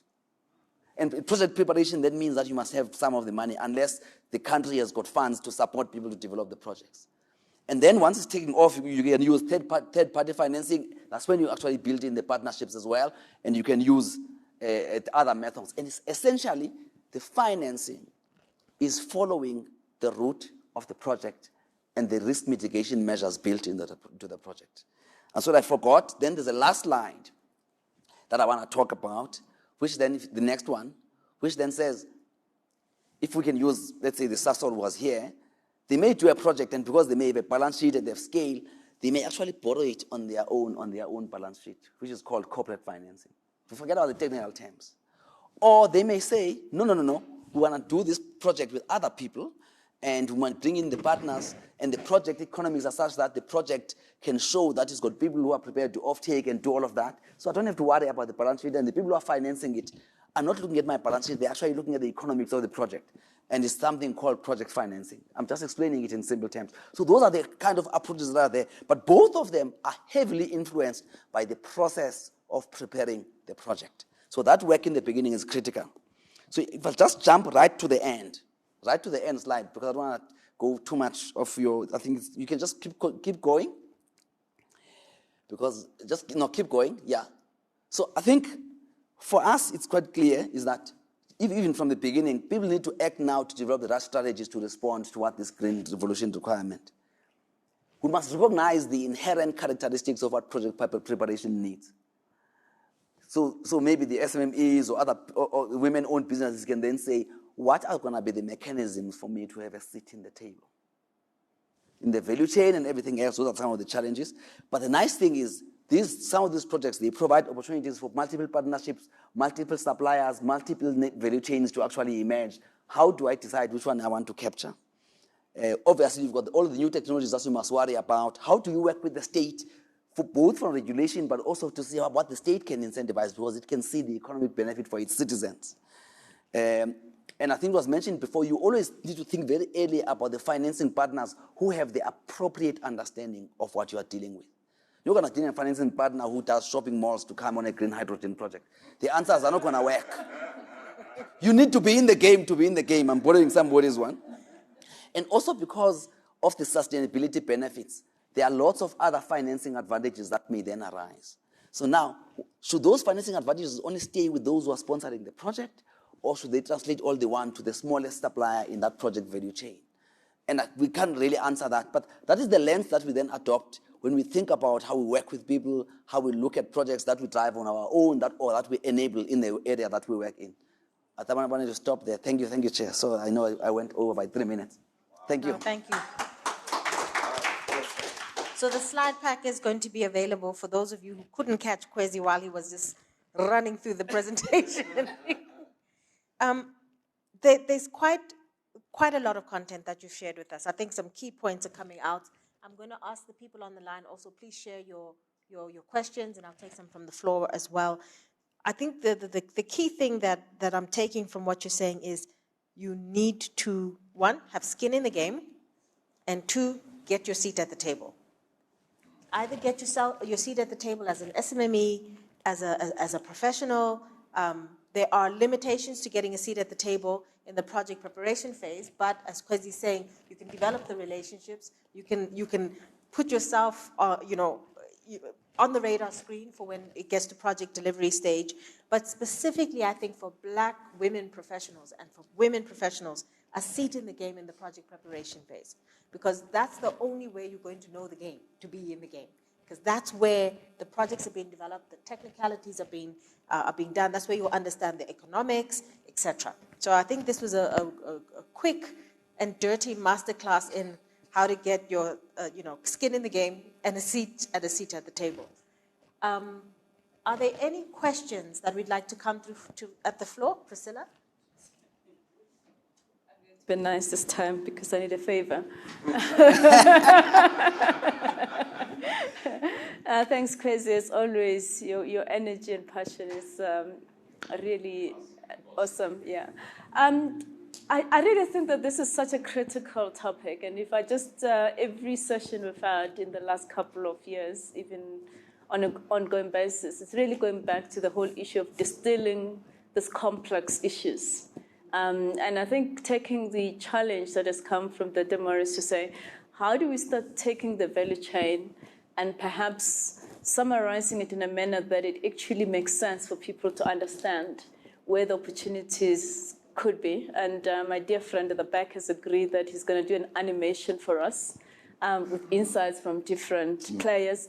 And Kwesi, I really think that we need to almost run a think tank again, on probably a virtual one, and that's where the favor comes in. Just maybe taking 2 or 3 of those opportunities. And I'm just thinking about it today, that the first big one for me is renewables. The speakers earlier were talking about we're going to almost triple Eskom's current energy capacity with hydrogen. But at the same time, we know that the country is growing in terms of demand. And we've just gone through bid window 5. So how do we just take those opportunities that are coming up? We've got the 100 megawatts where companies are now starting to self-generate projects. And just say, for you to be in the game, the first start is upstream, as an example. So how do we support women just to get to understand that? And let's do a think tank perhaps on that. And then we can do another one, and then another one. Because I think we have to get that practical as well.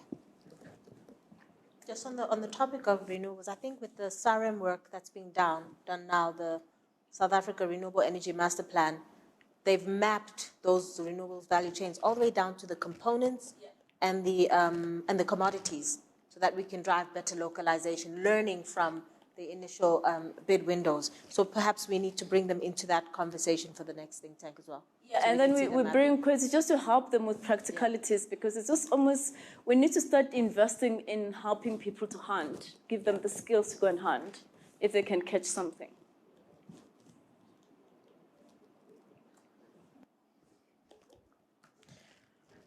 Any other comments from the floor before we go to the online comments, questions? Can I just pick on this? Yes, you can, Kwesi. I think actually that's actually so correct. There's something I ran over very fast. Maybe we're not, just because of the nature of the topic and the dialogue, is that actually, when I said the SMMEs are not in the project preparation, the same people who are in project preparation who don't have the SMMEs or the other women-owned professionals and companies are the ones defining what the execution must look like. By the time that happens, They're not there. the train has left the station. And so I think this is actually quite vital, because then, even though I may not be in the project preparation, but I am in the understanding process. And I'm preparing myself for that, so that the train doesn't leave me at that time. Yeah.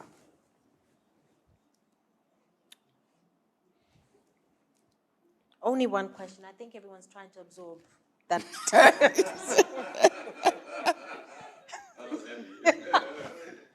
That was heavy, and it's 2:00, so I think people are still trying to absorb it. But this is quite a broad question, and I think it speaks to some of the work that you spoke about that is happening in Kucha now. It's saying, what are we doing to develop students and skills in SA? You already spoke to it about also creating that international exposure and experience and understanding of what other countries who've leapfrogged have done. So that's the only question we have at the moment.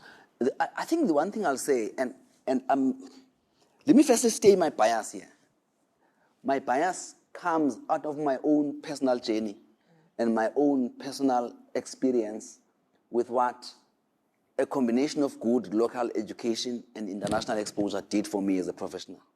Now, not everybody needs that, so people can criticize me. However, there is something I find, maybe because we've got so many resources that we lack, that we think massifying this international exposure is something that is a luxury. The countries that are developing very fast, that have gone stages of development, have been very conscious of this, or their companies, because they realize the integration of the skills that they have with international exposure creates a powerful combination to create something new in the future. So my challenge would be that those of us who have the opportunity must identify the talent of the future and invest in it. Invest both locally and internationally. That's important. At the same time, we make sure that where we have the opportunity, whether it's Sasol and Sasolburg, ESCOM, somewhere else, us in the areas we're involved in, how do we partner with the local technical and vocational institutions to enable the artisans and the other skills of the future? So we combine across the value chain the different skills. So to me, it's not either or. So, and those are the things that needs to happen. I mean, in the institution I work for, actually, to be honest, I'll probably say about 30, 40% of the people that we employ whose job is just focused on human capital development. That's just what we do in relation to the projects and everything else in different forms.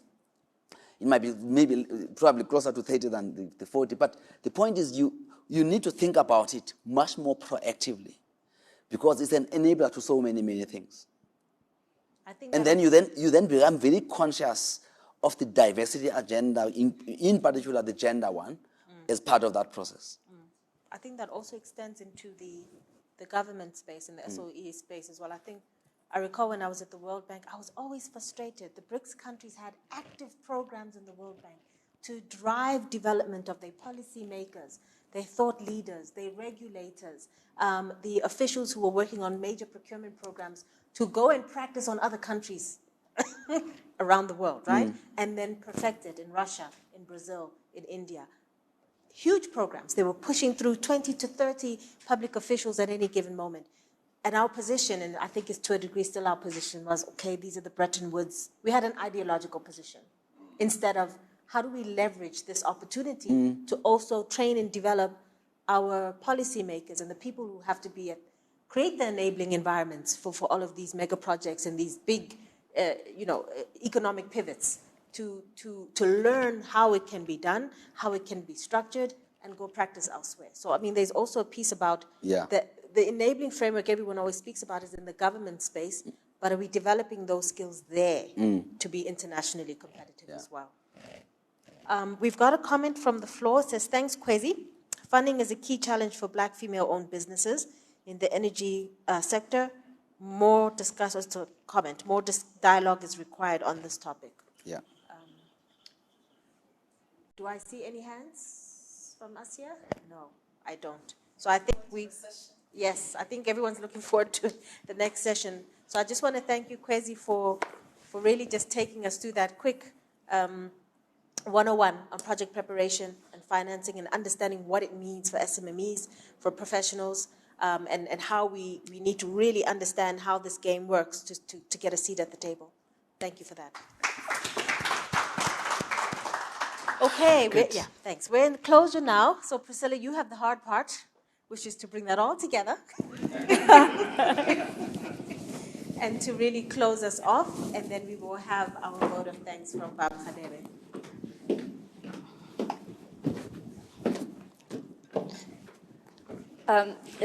I'm not going to try at all and summarize everything that has been said.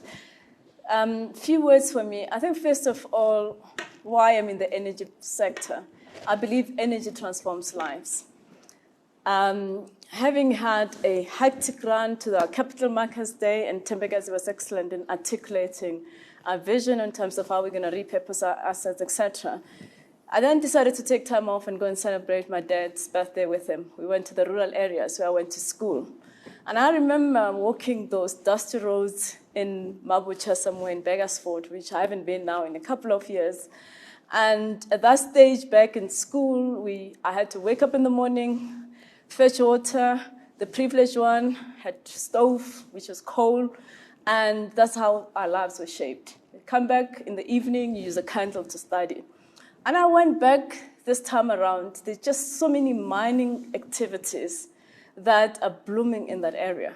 So from a purposeful perspective, I thought, wow, imagine if we can ensure that when the cross-border taxes hit our mines, we continue to sustain these businesses with sustainable fuels and sustainable energy solution, because these lives will continuously be transformed.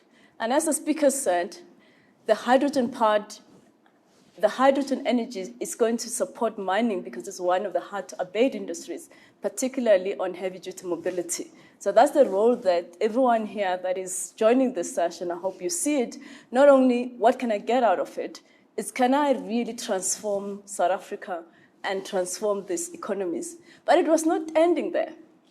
And then suddenly saw these big houses that are coming out like amazing houses. I even took pictures because I thought, imagine if I live here, I don't have to worry about taxes, raising taxes, I have electricity, I have a borehole, and now they even have a septic tank, which I'm thinking about, can we convert it into bio? and these are the opportunities that we've done. The life that I had so many years ago, almost 50, and what I'm having now is totally different, and that's energy.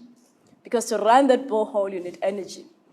To be able to switch on and have water and have all of those things in terms of have a fridge. I didn't have a fridge in my house for a very long time when I was growing up. But that's the transformation of health food that people can do. They can actually do agriculture. So that's our role in energy. So today we've actually had that this energy transformation is coming, and there's a lot of trillions of dollars that have been thrown into it. But then it's also going to transform the country. We've seen South Africa struggle with economic recovery, pre-COVID for different reasons, and post-COVID. Now we have an opportunity to say we're actually blessed with natural resources.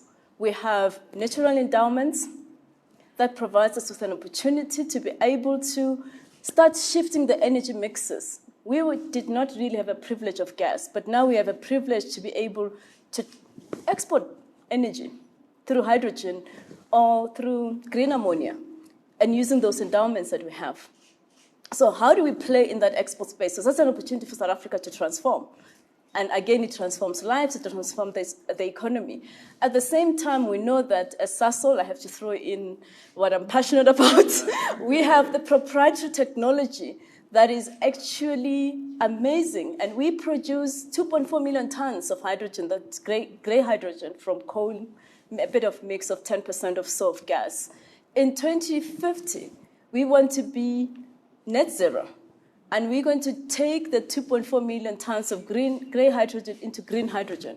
So opportunities that Kwesi was talking about, whether it's Buchabai, whether it's Saldanha, or in his own area, in his backyard in Kucha, which he needs to tell us at some point about it and how we get into it as women and as entrepreneurs, are the scale-up projects that are going to create green hydrogen opportunities for the future. And as a petrochemical company like ours, we will take the 2.4 million tons of green hydrogen and produce 7 million tons of chemicals, fuels, sustainable aviation. We've seen that IATA has come back with a strategy to say they're going to decarbonize.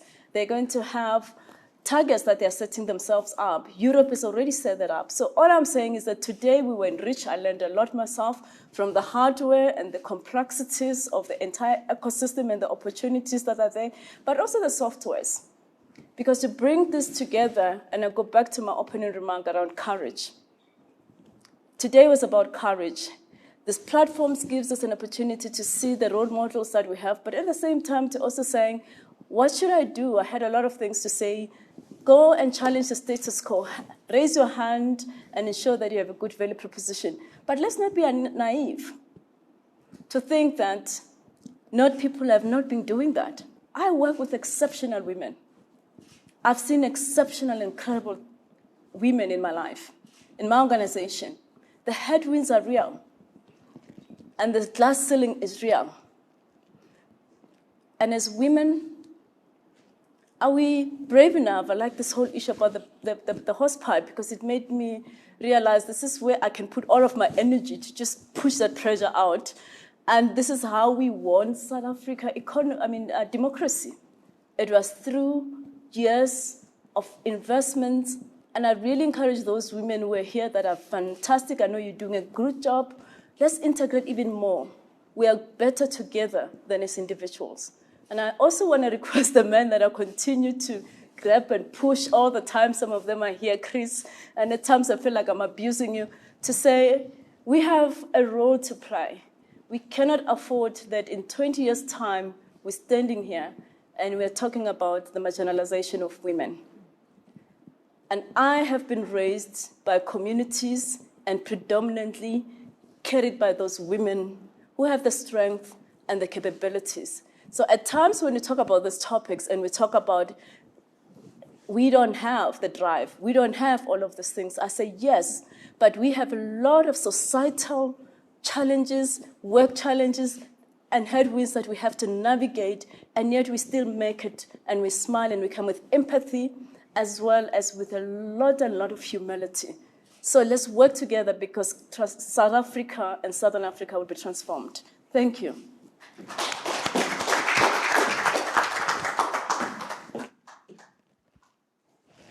Let's give you a round of applause again.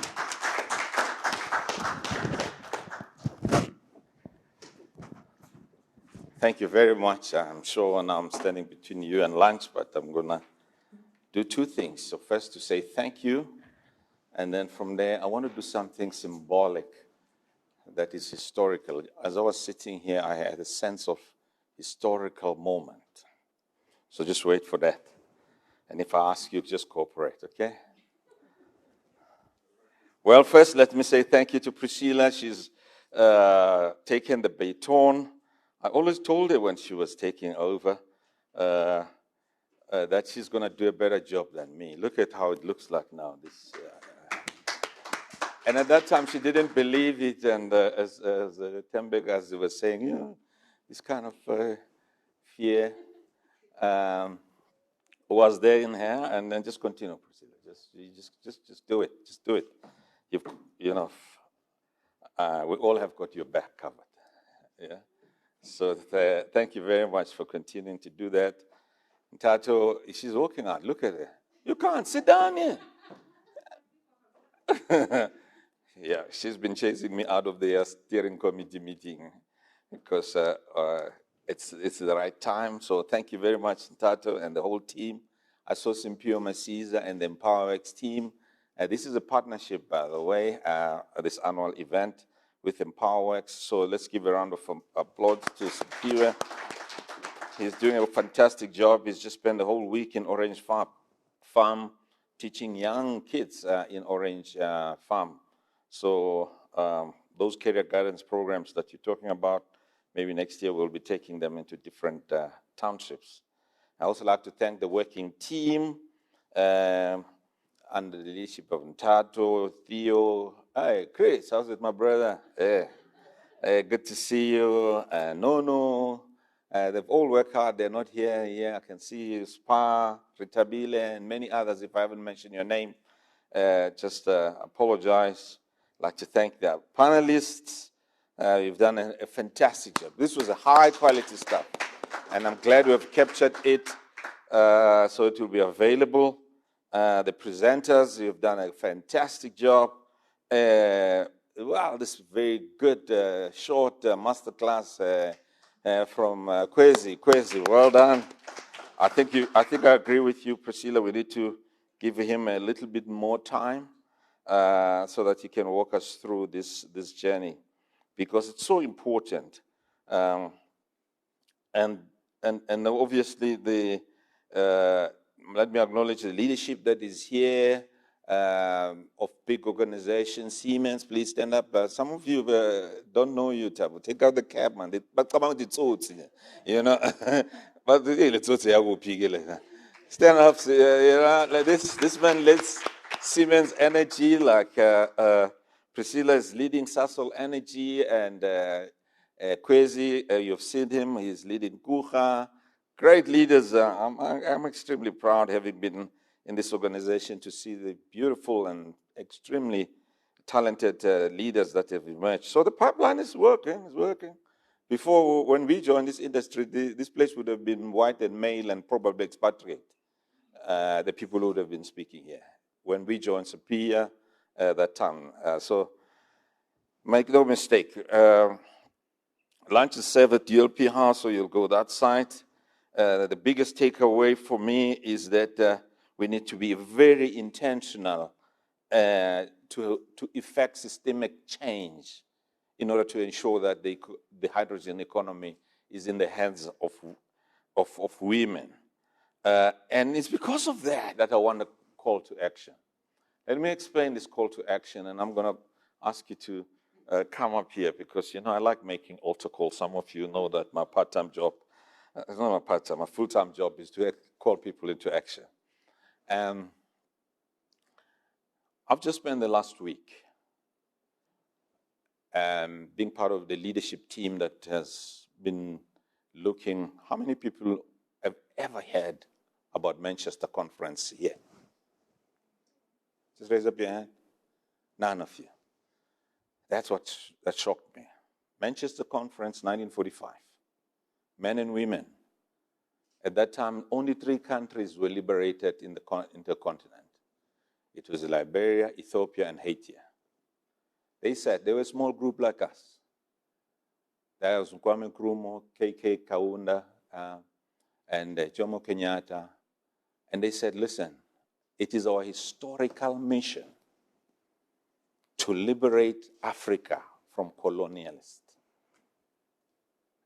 And they came out of that conference with the sense of purpose, and they made a pledge that as individuals, they're going to go out there and liberate the continent from colonialism.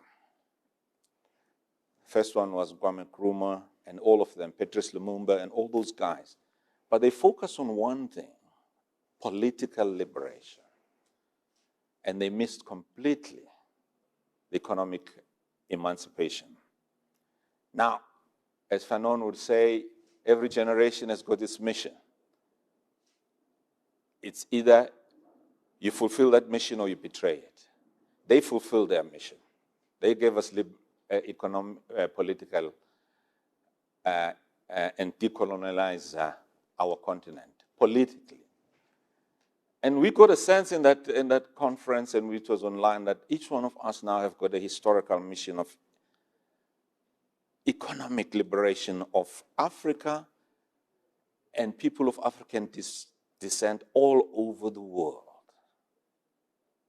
You hear me? I want to repeat this. Africa and people of African descent all over the world. You will be traveling here, and we will be traveling. Trust me, whenever you land in any hotel, a person will be coming and collecting your bag is a person of African descent. All over the world, in the hierarchy of humankind, people of African descent are in the lowest rank. And we, each one of us, need to make a commitment and a pledge in the area of your influence that you will change that trajectory. In your lifetime, maybe not in your lifetime, but you lay the right foundation. And that's a pledge I want us to make. That the hydrogen economy is going to be led by people of African descent and women in particular. Are you agreeing with me on that? Now come here. I don't know how the camera is going to work. I want everyone who's presented, panelists, and everyone, and the leadership, and you, Priscilla, you stand in front of you. Right, you lead them. I want us to say this pledge. I want the camera to catch it so that next time, and I've drafted it there. So that you see yourself having made that pledge. Hey, Kwezi, zonke, the leadership. Tabo, you were there together. Again. You stand here, and I'm going to say, you say this after me. It's a pledge.